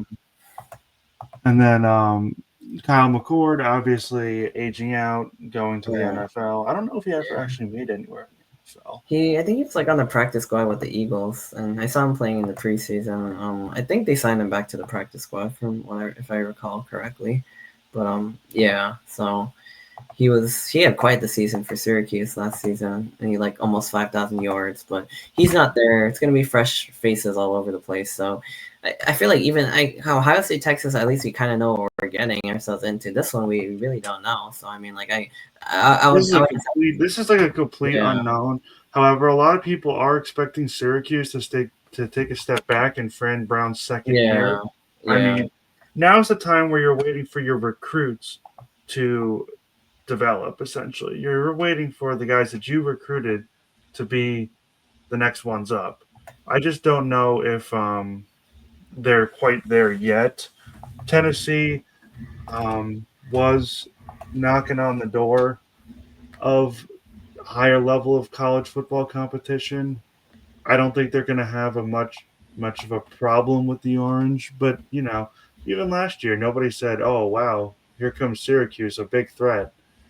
And Right. then Yeah, that's they true. won 10 games and knocked Miami essentially out of the playoffs. Yep, they did that. Yeah. So, I'm going to Yeah. go Tennessee. I would not be surprised if Syracuse steals it. Ooh, that would be an interesting way to start the year too. But yeah. This one's gonna be like going on the same time on ABC as Ohio State, Texas. So gonna be probably the game to flip to during the commercials. Basically, and like keep tabs. A different, I guess one that a lot of people might not have, but I think is interesting is Northwestern taking on Tulane, because I think this is one of the few matchups where a Group of Five team is favored. Tulane brings in Jake Retzlaff from BYU. Northwestern, they were not really great last season, but they're probably like about a touchdown of an underdog. So, yeah, I mean, could we see like the Big Ten team like upset the good Group of Four team and a 5 team in like a little twist here, or do you think Tulane's gonna like take care of business? It's a home It game for feels weird Tulane. to say that a Big Ten team has to upset a Right. Group of Five team. However, In since this that Big case, Ten team is Northwestern and that Group of Five team is Tulane, like you said, with Retzlaff coming over from BYU, right? yes. Yeah, I can't imagine. I can't think of a scenario where Northwestern pulls this one out because Yeah. I don't know. The Northwestern football program over the past couple of years to me has been less and less serious as the time goes on. Yeah. When Rutgers kind of exposed them in 2023 in the first The game of the opener, yeah. season, after all the ridicule, not the ridicule, all the Oh, scandals the scandal. Pat surrounding Fitzgerald, yeah. The what was hazing. his name? Yeah. Pat Fitzgerald. Pat Fitzgerald. And then, if you They look had at a where they're good playing year now, though it's a that year beautiful actually. field, But but don't get me yeah. wrong. It looks like it belongs to a high school team, not a Yeah. college team. It's just, it's a joke. Not They're even like, building something new, but yeah, that lakefront facility is beautiful. But I mean, yeah, Northwestern was just really, really bad. I mean, one of their only they went like I think 4-8, and they had a ugly win over Miami, Ohio, which really was like actually a game. Like it went down to the final like minute. They also beat Purdue like barely, and that was a bad Purdue team. And Tulane, like I guess one of the best in the American, and they bring in a good quarterback. And yeah, I mean the line's actually shrunk down to 4.5 now, which is like interesting. I mean, it's in a weird way. It's like almost like because Northwestern. people will always choose power four over group of, Fine. six or Yeah. whatever. Yeah. But So not in this case, though. I'm rolling with the green wave. Give me Tulane. I want to see some sort of like group of 4 or 5. And this one they're going to be outright favored. It's a home game for Tulane. There's nothing to trust about Northwestern. They haven't put anything like on paper or anywhere like at all. So like I don't know. I mean, and Tulane their probably ends up. off-season acquisitions aren't even something to write home about. Right, So exactly. It's not like they added anyone great. Like in the wave, I mean, again, yeah, that power forward thing is probably pushing the line closer than it should be. I think Tulane probably wins by 7-10. Um, I think Northwestern probably hangs around because I mean they're still at the end of the day still a power forward team. I don't think they're gonna get run over, but yeah, I mean I feel like Tulane does win it. I don't think I'd be off base in predicting that here. no, I think Tulane wins it. I don't think they have much of a problem doing it. I'm taking like Yeah, a 10 they point might. win. That's true because Tulane's supposed to be a good team, and again, like one of those G5 contenders or G6 contenders. I mean, they have some other Power Five games or 4 games that, they might not win, like hosting Duke, who I think has their former quarterback. They go to Ole Miss. That's probably going to be a loss, but like Northwestern, like I mean, if they lose to Northwestern, like they're probably not going to make the playoff. Like I'd be really surprised. Like then maybe Northwestern might be better in the Big Ten too if they pull that one out because they're underdogs here. So yeah, I mean, if Tulane loses that, like yeah, you know what I mean? It's not going to be a good look for them at all. So I think they get the W. I mean, I'd be really surprised if they don't, but at the same time, I wouldn't be like super surprised. Like I feel like it's plausible just because of like the group of four, like group of five, power four, like thing. It's not out of the question. All right, moving on. Roll Rolling wave. wave. Yeah.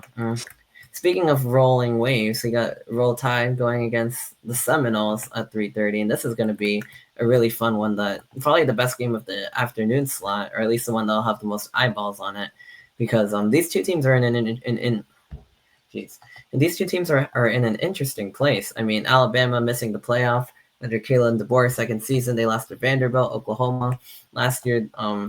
And then Florida State just crashing down to hell after like their 13-0 year, going 2-10. I mean, they bring in a new quarterback. They're hosting the Crimson Tide, the opener. I think their quarterbacks talk trash about Bama or something like that, or about like how he runs the ACC, which he didn't even do that. So like I don't know like where he's getting this from. But like Thomas Castellanos, I don't know, man. I don't think this is gonna end well for Florida State. I think it's gonna be really fun to watch the game, and it's a great stadium and environment, and the tomahawk chop and everything. The war chant is like one of my favorite traditions, and it's two big brands that are looking to get back to their level of respect after like a down year. But I think Alabama takes this one probably handily, maybe 14 to 21 points. First of all, you're talking about a down year. Like, come on, for Florida State, that was an embarrassment. Yeah, it was like a disaster of a year. They got beat pretty good by Memphis. Like, don't call it a down year. That was a complete collapse of a once respectable program. A respectable program that nearly like made the playoff in 23 and arguably should have made the playoff, but as undefeated. Yeah, luckily that'll never happen again. We might end up with a 20-team playoff or a 28-team playoff before we end up with a 4-team playoff the way things are going. So, but yeah, anyway, Alabama. So yeah, I mean they struggled on the road a lot last year. They lost to like Vanderbilt, they lost to Oklahoma, they lost to Tennessee, they lost to Michigan in a bowl game in Florida. So I mean, they're still the better team, though. They have Ryan Williams, Ty Simpson making the start, Dre Washington on the ground. I think Jam Miller is going to be injured for the first. He's expected to return against Georgia, but Alabama, the favorite. Florida State also brings in 50 new transfers. So I mean, they're kind of doing the Purdue model of an overhaul here, but I don't know. There's no way this comes together in week 1 against Alabama. And Florida State does have a couple of favorable games after that. They have East Texas A&M. They have Kent State, who is like one of the worst group of 5 team in the country that lost to an FCS team. So they get a chance to rebound. They have Virginia, who hasn't been very good, but against Alabama, they're going to take a loss. And, after what like Mr. Castellanos said about their team, I think Alabama is going to go out there and make an example out of that. So I think that this is what do we talk about bulletin board material? Like, don't give another team bulletin board material. Now, as for those antics, he's got a massive target on his back, and they're probably not even going to look to win. They're probably just going to they might even be looking to embarrass at this point. Maybe. And also for their own sake too. Like they want to prove that they're legit, you know what I mean? And like at the end of the day, Florida State's still a blue blood of a program. They want to make a statement on national TV. They want to start the season strong. They want to get a road win. I mean, they have Wisconsin coming in 2 weeks. You know what I mean? They want to get the season started strong. So they have a tough maybe not, but they play 2 like Power 4 teams. I feel like for all the talk about the SEC and the soft schedules, like Alabama, I think for the most of the next few years they have 2 Power 4s on the schedule. Like not too many other teams have. Well, as it should be. Like, come on. Yeah, I mean, no, they're a team that like would win almost any Power 4 non-conference game, except for maybe if you put them against like Ohio State or like those types of programs. They should beat an average Power 4 team no matter the conference. But the fact that they're willing to do that, is. Do you think we should schedule a home and home with Alabama? Not after what I saw last night. Nope. Well, with Zinn coming in from LSU, there's been some talk about scheduling a home and home with them in the future. Yeah, I don't know if I want that either. LSU, that would be an interesting one too. But yeah, no, I think we're good. I think we're, Yeah, I mean, Rutgers has struggled to keep their non-conference streak going against the ACC and now the MAC. So I'm not really too sure about the class of the SEC. But I mean, I think for On the Banks, like a while ago, I wrote something about dream non-conferences. I would like to see like maybe like a middle of the pack SEC team, like a home and home, or like in Arkansas. Well, we did that one, Missouri, or I don't know, like something fun, like Vanderbilt, South Carolina. Well, South Carolina is like looking really nice now, but anyway, I mean, don't want to get too much off track, so we're gonna get the tide rolling on this one. The next one, Clemson versus LSU. This is gonna be like probably the second best game of the weekend, in my opinion. Maybe not, but like I mean, I think it is. Two teams that need to prove themselves in the biggest of ways, going against each other. Yeah, I mean that's really the storyline behind it. Two teams that are in desperate need of of proving themselves. Clemson, won the ACC last year, but did not win the SEC, or did not win an SEC game. Faltered in the They played playoff. 3 SEC opponents, right? Right. Yeah, they played South Carolina, Texas, and somebody else, Georgia. They lost two of them in blow up. Well, no, that's not true. Georgia, they got blown in the opener. South Carolina, they lost a 1-score game. Texas, they actually did have a pretty good fight.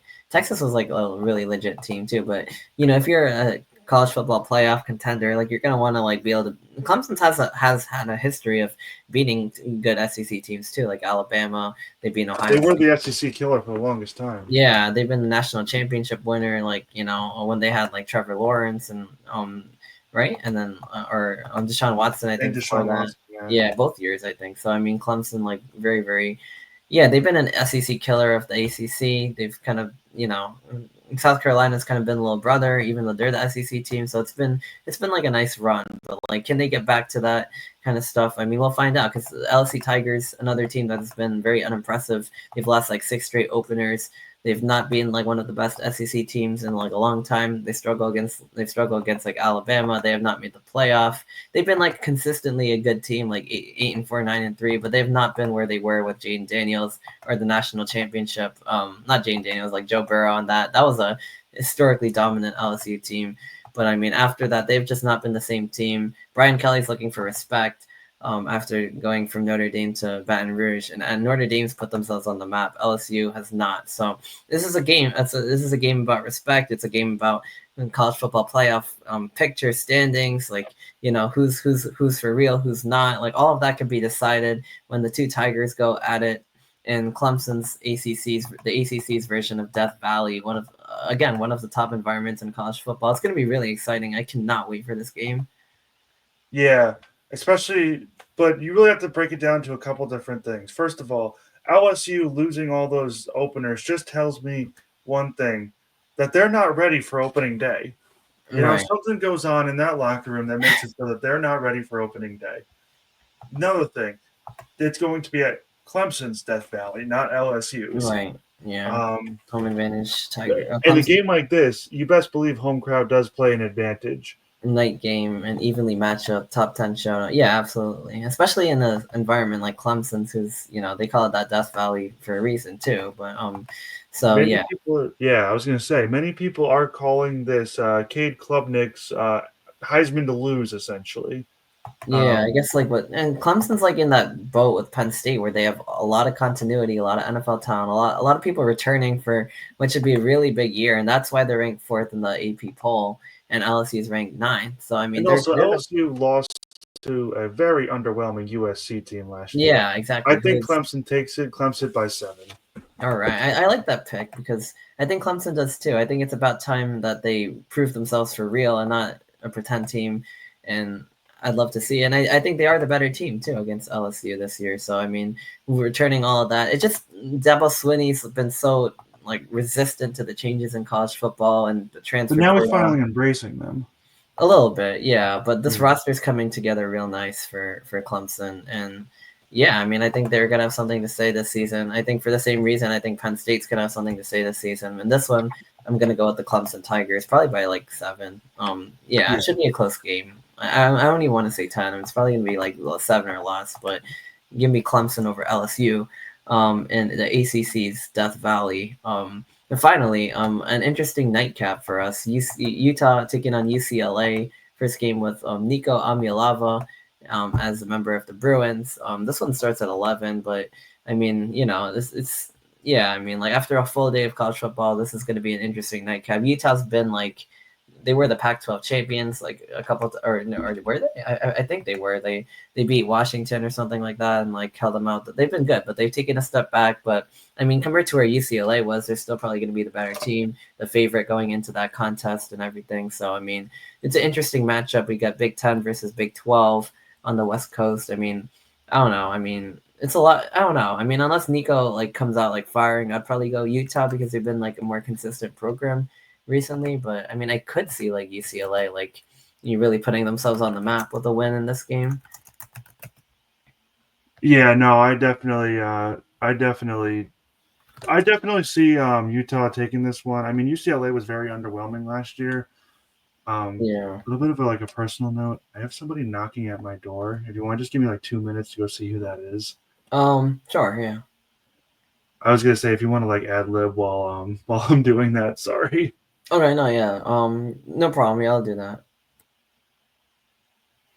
All right. So okay. Well, while he takes care of that, Utah versus UCLA here. Yeah. I mean, it should be an interesting contest. Again, we got Nico Amialava over with the Bruins. We have Utah. I mean, they were like the top of the conference. They won the big Pac-12 championship, I think, or they beat like one of the teams twice that basically prevented them. I think that was USC with Caleb Williams. Now that I remember, Utah. They ended up going to the Rose Bowl that year, but they've taken like a weird step back. I don't. They've had like injuries to I think their quarterback. So I mean that has kind of derailed them a little bit. So I think they were expected to be among the top of the Big 12. That hasn't really like panned out, but I mean they were still better than UCLA like in the first game of the series, and like 2 years later, like I don't know, I don't really see UCLA making that big of a jump. I mean the game is at the Rose Bowl, so it's an interesting spot, but I mean I think Utah's probably the better team. So yeah, I mean, other than that, I mean, like I'm gonna go with the Utes over the Bruins here. But if Nico Amialava like starts piling it on with UCLA, like could be an interesting team this year, honestly. So I mean, excited to see like what goes on with UCLA. But I mean, other than that, I mean, there's a lot of other games that are not really ones that I really want to spend too much time on, but could be fun or at least noteworthy that I did want to mention. I guess for like any college football sickos out there, like Temple versus UMass should be a competitive game. It's Rutgers coach Joe Harris-Simiak's debut at UMass going against Temple. I feel like it's a very even matchup, but UMass is also a member of the MAC for the first time. I don't know. I mean, do you want to like pick all these games, or do you just want to like talk about them because they're not really like that great, but it could be like a fun little pick'em segment or something like that if you want to. I don't have much of a problem picking all these games, especially when it comes to Temple versus UMass. A lot of Rutgers continuity with both of these programs. UMass obviously taking Rutgers defensive coordinator Joe Harris-Simiak. I believe Evan Simon is still the quarterback at Temple, or is it somebody else now? Oh no, I have to check honestly, but it's a good question. I think Simon's still there from like what I know about that. So yeah, Evan Simon returns. Yeah, I'm seeing it on the Hustlebelt side actually. I've like they've been doing an excellent job with their previews and everything. So yeah, Evan Simon will return. He's actually been like quite a bit better than like last year. He threw for 6 touchdowns against Utah State, and he was an interesting quarterback. Like he was like kind of solid in a weird way. Like he was consistent. Well, he also received no help during his time at Rutgers.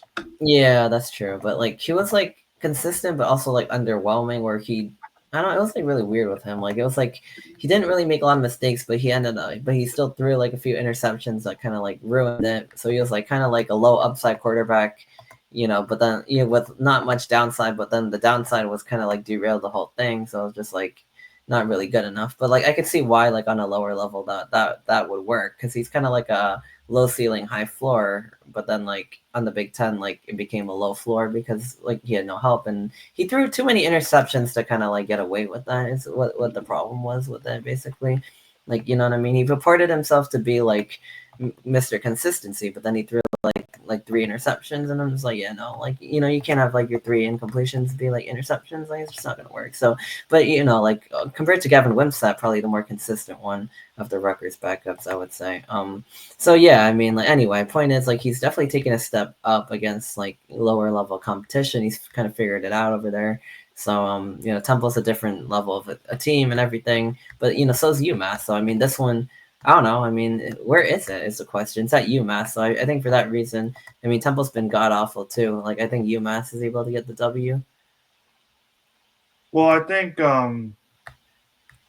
with Harris Semiak, you know, you are getting defensive stability. You're going to have a somewhat stable program, you know, especially on the defensive side of the ball. It really remains a lot to be seen on the offense. We don't know. Flip side, we don't really know what Temple's going to be. We don't even know what Evan Simon we're going to get. You know, the fact that there is a lot of familiarity between Harris Semiak and Simon just kind of tells me that Harris Semiak is going to have a plan for him and is going to have a scheme to combat him, because even during his time at Rutgers, even though 2024 wasn't that great, Harris Semiak is still proven to be an incredible defensive mind. So I think he's going to have something specific brewing for Simon. It's going to be interesting to see, but I think UMass wins an ugly one where the defense just locks him down. Yeah, I could see that. I really don't have like any faith in Temple. Like after seeing them being like a doormat to like Rutgers like for like so many years, like it's also it's like the doormat to like, you know, a team that's been like known to be like a doormat in the Big Ten. Like it's like a weird comparison, but they almost had that upset win over Rutgers, so I don't want to like discount them. But even in the American, they've just been like one of the worst teams like year in and year out, and like UMass at least, I don't know, maybe it's like the Rutgers part of me pulling here, but they've had like at least some upside to them a little bit, and like you know, they're probably gonna have enough at home to get by. If this was at Temple or at the Link, I'd probably go the other way maybe, but like, you know what I mean? I think again, it's like in we talked about it with Ohio State, Texas. Although I'm still going to Texas. In this game, the teams are like comparable on the opposite end of the spectrum. But I think, you know, between the home field and between how bad Temple's been, like I think UMass gets the W here, but Temple bounces back because they have Howard in the second game. I don't even know about that, but we can keep moving on. Yeah, well, maybe Howard. I don't know. Howard's also like been a feisty team. Like we saw them last year. That's no guaranteed win for Temple either. But anyway, so speaking of a good FCS opponent, South Dakota taking on Iowa State. I would assume Iowa State would win, but South Dakota's among the Iowa State's gonna yeah, win. they're among the I think Final Four. The spread's only like 14.5 or 15.5, which is very low for like an FCS Well, game. South Dakota State is just going to lay down and die, but Iowa State's going to eventually overcome. Yeah, this isn't They even beat South Kansas Dakota State for a reason. Exactly. Yeah, they're not gonna lay down and die, but at the same time, Iowa State just beat a much tougher team, and that's an FBS ranked opponent, not just an FBS opponent, but a ranked one. So yeah, I mean, I think they're gonna be able to take it. Kansas State, I think, also bounces back against North Dakota. And by the way, these are not the states; these are the Dakota program. So it's good, but not as good as like, you know, your perennial powerhouses. I think an upset alert after like what. Oh wait, it's not South Dakota State? No, it's just South Dakota, but they weren't like too far off from where South Dakota was. They were, I think, still like among the best teams in FCS football, but they weren't like, you know, they weren't South Dakota State where they were like, you know, top of the top, I guess. Like last year, I think NDSU was the top team, and South Dakota State lost to Montana State, who was the runners up basically. So they were like up there, but that's not going to cut it against a ranked Big 12 team. So like, you know, that just beat Kansas State. So I mean, yeah. Anyway, but one I think that could happen though, Toledo versus Kentucky. I mean, we looked at this MAC, like take these teams to the wire. Toledo, I think, is only like a 10.5 point dog. They knocked off Mississippi State last year. I mean, you know, they're year in and year out one of the best in their conference, like Toledo and the MAC. And Kentucky's also not been great. I mean, they beat Ohio pretty badly last year, because Ohio had backup quarterback. But I think if there's any game that like the MAC gets this year that's an upset, it's probably this one. Like I don't know if I'm gonna predict a win here, but I think they have as good as a chance as anybody to take down what's been an underwhelming Kentucky team. Although Kentucky's also had their moments, like they beat Ole Miss last year. They've had some upsets of their own, but I don't know. We'll see. I mean, you know what I mean. I feel like there's going to be some sort of weird upset this week, and I think that one has like all the makings for it. I would have. And it's yeah, only I mean, I seven and do a half have an points. upset this week. I don't know if it's that one.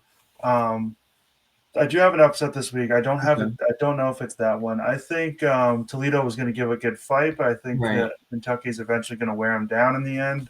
I think it's going to be just like the Rutgers game, where Kentucky fans walk away with more questions than they do answers. Yeah, but yeah. I mean, I don't know. I mean, I want to pick some sort of upset, so I'm gonna roll in with this one, especially after what I've seen from the MAC here. But and the fact that Toledo's already done it once at Mississippi State, and not only did it, but did it badly. Maybe they don't blow out like a Kentucky team, but I think they have a good as chance as anyone. Another one that is an upset play is Mississippi State going against Southern Miss. Both god awful teams, but I think Southern Miss was worse, going 1-11 in the Sun Belt, while Mississippi State at least went 2-10 in the SEC. I mean, it's a road game too for Mississippi State. They go to Southern Miss, but I think Mississippi State, as bad as Southern Miss looks, like I mean, you know, I think they also have a lot of transfers. As bad as Mississippi State was, they're not going to be that bad and like lose to like a bad Group of 5 team, not a good one. So I mean, a big difference there. So Mississippi State, I think, gets the road W, but it's probably like a little closer than whatever, you know. It's probably a little closer than like an SEC team would like, I guess, in that with that kind of an opponent. Well, it's really because like Southern Miss is not even a top contender in lower divisions. Right. Yeah. It's not even like it's not like our Ohio game yesterday. It's more like an Akron like level team kind of. Yeah, and then you know, Mississippi State on top of that with. You know, even though they're not that good, I think they probably duke one out against a team like this. Yeah, I'm not saying they're going to blow them out, but I'm saying like probably. I think they handled like a 7-10 point win. Yeah, the road environment makes it a little interesting too. But the next week, Arizona State comes to their house, and you know that should be interesting too as the road favorite. So you mean Mississippi State goes to Arizona State? No, Arizona State comes there because the last year Arizona State survived Mississippi State, and they ended up going on to win the Big 12. But Arizona State only won that game by like not that much. I think it was an overtime win. On top of that, it was like, am I remembering this right? It was. Geez. Right. Yeah. So yeah, it was not an overtime, but it was a 7-point win for the Big 12 champ over the SEC's like cellar dweller, and now like it's the opposite stadium. So after Mississippi State plays a game as a road favorite, and they're going to be the home underdog against a road team where again, like now the opposite's possible. Arizona State might be picked off, but I don't think that's going to happen given like the way Mississippi State was versus where Arizona State is. Or was or is either way, but like it's interesting stuff. Like when you have like that road favorite, but like you know the pesky home underdog kind of approach to both of these games on different levels. You have Mississippi State doing it, then you have Arizona, then you have Mississippi State going in as the feisty underdog themselves. So it's interesting. But I guess moving on, Ball State versus Purdue, kind of same sentiment there. Bad Group of 5, bad whatever. What was I gonna say? Well, this is where my upset is. Believe it or not. Oh, okay. I see that. This is where my upset is. Why do I think that? Because in all honesty, with all the production that they're losing, the quarterback being gone, the tight end being gone, the star linebacker being gone, you know, with all the turnover on that roster, I'm gonna be honest with you. I don't think that Purdue is going to win a game this season. Wow. Like at all? Not even one? I mean, maybe they scrape one against their FCS opponent. Yeah. But this was a team that also lost to their Group of 5 opponents last season. Yeah, like Oregon State, right? Or something like that. Sorry? Yeah, they lost to Oregon State last year, who's I guess like kind of like a Group of 5 opponent. and then they lost. They got killed by Notre Dame. But I mean, as bad as they were last year, their one win was against Indiana State FCS by 49. So it was like kind of the opposite. So I feel like Ball State also, like the way they were like also bottom of the MAC. So like kind of the opposite of like Ohio. Right, but then you gotta think that they're doing all that, and they did beat their FCS opponent pretty good, but they're losing the quarterback, the linebacker, the tight end, who was one of their best players. They were that team that built. They're kind of like a downgraded version of that team, you know. Like they might be, but they also might be a better team because they overhauled so many people on the team. Like I don't think a 1-11 Yeah, team. but you know what? Those roster picks, they didn't exactly go to Ohio State and grab their backups or something like that. Right. You know, but a lot of power fours. Like I think I think I was the one to write this whatever the opponent preview thing, but like. I think they got a lot of power force. Anyway, even if Purdue's a horrible team, I think there's a real chance they go 2-10. I do think they do win their first two against Ball State and Southern Illinois, if nothing else, and they probably find a way to get one or two more in the Big Ten, maybe. That's no guarantee on that, but I think given how bad Ball State's been, but I think I believe they've also had a lot of overhaul themselves. So I think for all those reasons, I think Purdue does win this one. And I was talking to someone like for just vibing who's, I mean like covers them and stuff like that. And he said like he was like a bit high on them where he said like they might win 6. And I was like, I don't, they might be like a feisty team. That I don't think, but I do think they will be better than last year's. It's hard not to, you know what I mean? Like I'd be shocked if like they were worse than. They also bring in Barry Odom from UNLV. This one I don't see happening. If this is like Ohio or one of the better MAC teams, oh yeah, but like I know this is like one of the worst in their conference. This is like the team that barely beat Kent State last year by 2, and Kent State like lost by more than that to their FCS opponent and went winless. So this is not the team that's gonna do it, I guess, is like also my point. But yeah, but if there was any Big Ten team that could lose that game, it would be them. I just don't think they're going to. But man, we're like really previewing the heck out of like these horrible games. It's like this is fun. But one that might be interesting for a different reason is Montana State going against Oregon, because that's a good FCS team, but Oregon's a good FBS team, so I think Oregon's gonna like roll. I think Oregon just curb stomps them. Yeah, they're gonna roll the Bobcats. I think they're also the Bobcats, but so Maine versus Liberty. I don't know why I even had that one on there, but I think Liberty's supposed to be one of the top. Like they made the playoff a few years ago. Like they're one of the top teams in the CUSA.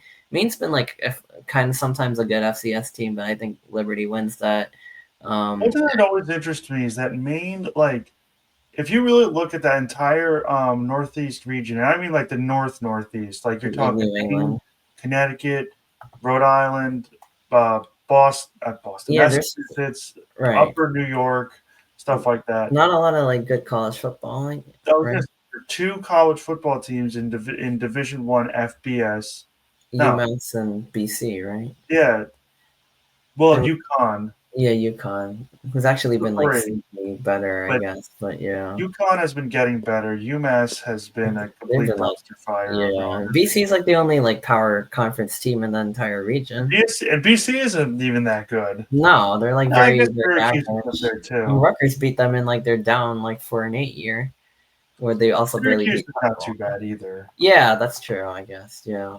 And then you got Rutgers and like Penn State if you want to extend that region over a little bit. No, I'm talking like, what do you think? What do you think of when you think Northeast? You don't think Pennsylvania, New Jersey. No. We are in the Northeast. You just don't think of us as Northeast. You think like you're talking like New England?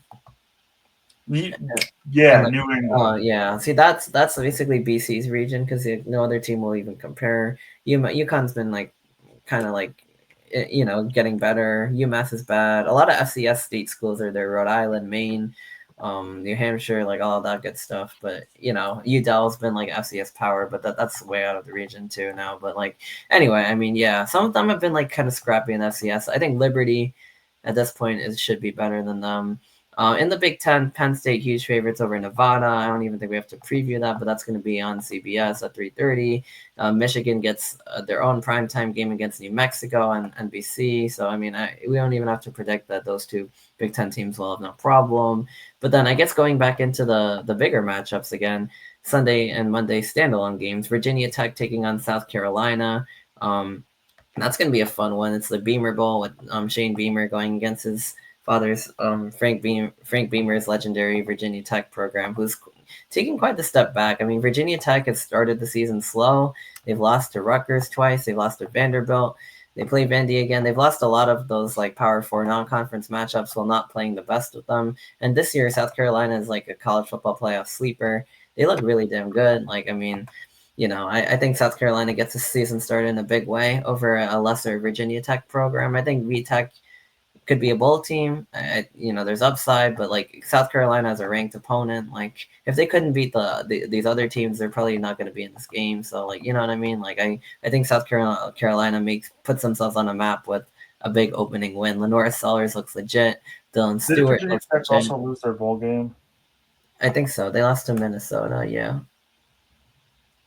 They almost beat Miami. That was their one. Like that was almost an upset. But yeah, Virginia Tech has been like a middling. Like I'd want to see them better mainly because of like Enter Sandman and stuff like that. They have not proven it. I don't know. I think maybe they get Vanderbilt at home this year. South Carolina's on another level this year. I'm gonna go with the Gamecocks, but that's gonna be a fun game to tune into on Sunday. Yeah, I think I'm gonna have to go with the Gamecocks too. I can't imagine Virginia Tech pulling Yeah, it. that'd be a massive. That's probably like a double digit like upset at this point. Like I don't know what the line is on that game. I haven't really followed it too hard, but like I think South Carolina's probably at least like a 10-point favorite, maybe even more than that. So that's gonna be that's gonna be a game for for our viewing pleasure. But yeah, I think South Carolina's the better team by like a significant margin. Yeah, they're only 7.5-point favorites, but I feel like they might win by more. I think they're only giving VTech like a fighting chance because it's like an ACC team, and South Carolina is not like one of the blue bloods of the SEC either. So there's a fighting chance. I don't see it at all. But the other game though, I think could be even better because you have Notre Dame taking on Miami. Catholics versus convicts. Yeah, Catholics versus convicts is back, and both of these teams are going to be very interesting because I mean. Carson Beck coming from Georgia to to the U, big NIL package. Miami after the Cam Ward era, I mean they've put themselves on the map. I mean they're among the top contenders, probably right behind Clemson, the ACC. So I mean they're off. They're looking to get the season started in a big way. But Notre Dame coming off the national championship, also bringing in a new quarterback as well. I forgot who that exactly is, but I think he's like a good, he was like highly recruited or a transfer portal or something. But I don't know. I mean, the Notre Dame quarterback. Yeah. You know what? Yeah, I keep on wanting to say Riley Leonard, but he's in the NFL. Yeah, Riley Leonard was like a dog last year. Like I know he's not gonna really pan out in the NFL with that run style, but he was a dog. But like I mean, I don't know. I forgot who they're bringing in somebody like good. I'm seeing CJ Carr. CJ Carr. Yeah, I think it's CJ Carr is former, I think, Syracuse quarterback or something like that, if I'm not mistaken, or backup or something. Or maybe it was the other way around. No, Steven Jelly, their backup, is in the competition at Syracuse. But anyway, so yeah, Notre Dame. That's funny that they put Shane Gillis on the injury report because of tailgating. Yeah, he's out tailgating. Yeah, he's a big Irish fan, so outspoken Notre Dame fan there. But yeah, no, I mean, in terms of the matchup itself, like, I don't know. I mean, I feel like Notre Dame's going to take like a slight step back. I feel like Miami is going to be kind of for real this year. And it's a home game. Like, I don't know. I'm going to go with the U. Like, there's slight I don't dogs, see but I don't that know. he transferred in anywhere. I see he was a 5-star or 4-star recruit. I don't see where Maybe it's that. Yeah. I know he was like a high recruit. Yeah, I don't know. Yeah. I'm curious.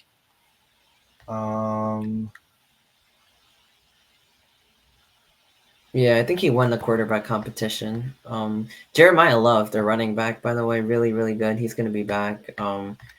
Actually, I don't know. I don't really trust Miami in a big spot. Like, I mean, I'm gonna go with Notre Dame. Like, I feel like, you know what I mean. Like, I think they win the game. Like, I don't know. Miami just has like a bad history, like of making boneheaded coaching decisions, this and that, and the other thing. And Notre Dame's gonna play this game tough. Like we saw them beat Penn State last year. Yeah, I think they're gonna be able to win it. I think like you know what I mean. I don't know. I feel like Miami's just there's just too much flash on that team, like to take them seriously, like in big moments. I feel like that's going to show You're up. talking about Miami? Yeah, I'd really like to see the U win it, but I really don't see that happening. Like actually, now that I really think about it, especially with Notre Dame coming off a national championship appearance, like I think they win. Like I don't know. I'm not saying that Miami can't win, but I don't know. I feel like Notre Well, Dame does. I think the uglier the game gets, the better chance Notre Dame has. That's With true. their like with how strong their running back room, the horses Yeah, they that's have. another thing with Jeremiah Love, like all these guys, like you know what I mean. Like Miami, we don't really know exactly what we're getting with the back and stuff. Like I feel like, you know what I mean. Like on paper, like maybe Miami's a better team, and even that is not really the case. But I feel like when it actually comes to the field, Notre Dame's gonna play like, their style of football is gonna win out. So I mean, like yeah, that's my prediction on that one. Yeah, I think Notre Dame is gonna take it. I think it's gonna be an ugly game. I think it's gonna be a little bit low scoring. Carr doesn't, from what I understand, doesn't really have much experience. He's a Hmm. very young, fresh face almost. So then, yeah. So then, with the back coming in as a seasoned vet, then maybe they do win. Maybe Miami does win. I don't know. I'm still Yeah, gonna. I don't know. I still have to go with Notre Dame on it. I Me don't trust too. I Miami. don't trust Miami at all. Like in that. And In Notre that. Dame kind of proved me wrong last year, They where like yeah. They I were was also like questioning a if Notre team. Dame can win the big game too, and they Right. did. Right. They Because didn't they win were the like. big game, but they won the other big games. That's true. I mean, they were kind of like that in that Penn State category, and then they beat Penn State last year in the semis. They almost came back against Ohio State, who was significantly more talented than they were last year, like significantly. They And beat Ohio Georgia. State, They sent Georgia yeah, home. they beat Georgia. Exactly. They really proved it last year. And even when they were down against a good Buckeyes team, they made a game out of them. Although I don't want to give them too much credit because I feel like a lot of that was whatever, but like it still like counts. And they beat Penn I State. don't They know were if like teams take their foot off the gas in the national championship. So if you're gonna say like, oh, maybe Ohio State took the foot off the gas, I don't know about that. I don't know. Maybe probably not. It's yeah. I mean, the comeback was late, but it was still a very serious one. I give Notre Dame a lot of credit for the way they fought in that game, and also beating Penn State and Georgia. Like they really proved themselves as for real.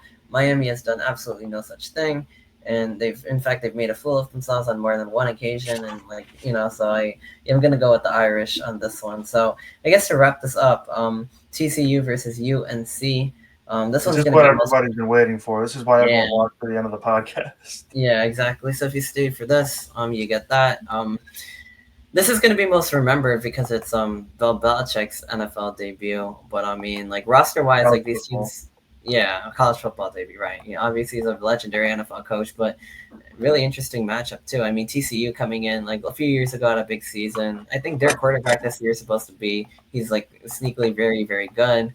Um, Again, like one of those 8-4 Big 12 teams, and going against like a kind of middle to upper ACC team. So it's just like it could be anyone's game. I think like I don't know. I feel like the euphoria of the moment and everything, like with Belichick making the debut and the home white, and I think UNC wins the toss up. Like I think it's gonna be very competitive, but I don't know. I think UNC is the winner of this one. I'm not too sure, but like I don't know. That's what I think. I don't think there's anything with TCU that like I don't know. I mean that what I mean. They're not really like I don't know. I mean, we're not really considering them as the big like contender in the Big 12 because everyone's flying under the radar in that conference. But they actually have come off a 9-4 season last year. So I mean, yeah, I was talking about Josh Hoover, one of the Big 12's best quarterbacks. Actually, I don't know. I mean, yeah, that's interesting because like I don't know. I feel like they are probably better than like Carolina. Like Carolina, I think brings in a lot of new players and stuff too. And I don't know. I think TCU like like the attention's going to be on UNC, but I think TCU is probably the better team, and they probably win the game. Well, I'm going to be honest with you here, Arnav. I think that TCU is gonna win over UNC. I think we're gonna be saying on to next week down in Chapel Hill for a lot of games this season. Yeah, because I have coached at the NFL level, which is not the same type of football that college football is. It's a very different game. Yeah. I'm not gonna tell you any bit of my game plan or even give you a hint of what's going on before the game. Yeah. Wait, I'm a little confused. Like, what you're referring to, like Belichick, basically? I'm doing a Belichick. Oh, okay. Yeah, that's why.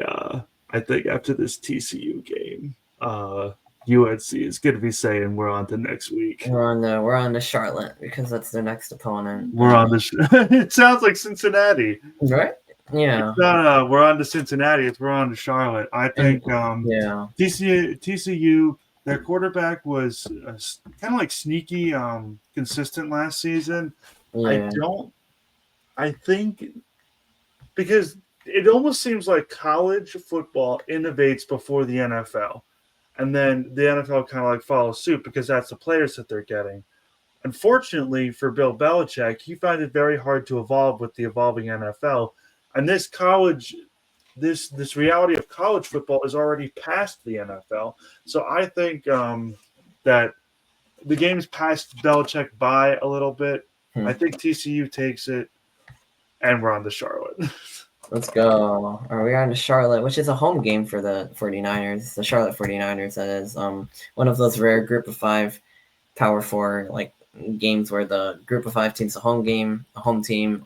We got a very good one coming up next week, by the way, when Ohio hosts West Virginia, and I don't know, I feel like Ohio might be able to get that one, to be honest with you. Like, I think Ohio's going to get that. I think they're going to get it. Like, West Virginia was very, very underwhelming last year, worse than Rutgers was, and Ohio, like, I think they're going to carry that momentum from the Rutgers game, and it's a home game too, so they'll have the crowd behind them, and maybe not. I don't know how well. Yeah, well, they scared the crap out of us and all made us feel like our heart was going to fall out. Yeah, I don't know how well the West Virginia fans are going to travel to. I mean, it's not a far thing, whatever. They're actually very close, but yeah, I think after scaring like the hell out of Rutgers, like I don't know. I mean, I think Ohio. I mean, I think they're gonna have what it takes to get one of the Power 4 games. Like they after almost pulling that one out.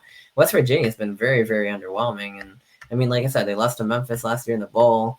I mean, I wouldn't be surprised if Ohio pulls it off. Like, that might be one to, I don't know, like keep an eye out on. So I mean, I'd be pretty confident. I mean, West Virginia is like barely like favored in this now. Like, the analytics are saying 53.7 to 46.3 after like what happened last night. So yeah, watch out for that. Week 2, Iowa State is week 2 as well. Michigan, Oklahoma, Illinois, Duke are going to be the top games of that week. So a lot of Big Ten on there for against some of the other power conferences, which is one ACC, one Big 12, one ACC, one Big 12, and then one SEC. So yeah, Big Ten has like a marquee game against one of every other power conference, which is actually interesting.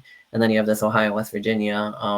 Rutgers will be taking on Miami of Ohio mid-afternoon too. So, but that's gonna just about do it here for this wild 2-hour episode of college football week 0 recaps and week 1 previews and recaps at the same time because it's coming on a Friday afternoon. But yeah, I mean, like I really wanted to do something like this for the 100th episode of SportsVibe, something fun, lighthearted, like some pick'ems, one of the best weeks of the season. So, make sure you enjoy all the games tomorrow, on Sunday and Monday, and I'll probably do an episode to recap like all this fun and what happens in all the big showdowns that we've got coming up for the rest of the weekend. But in the meantime, for Andrew Rice, this is me, Arnav Sarkar, and this has been another episode of SportsVibe. Remember that the vibes are always high in SportsVibe. Enjoy your weekend, and we'll see you next time. Have a good one, guys.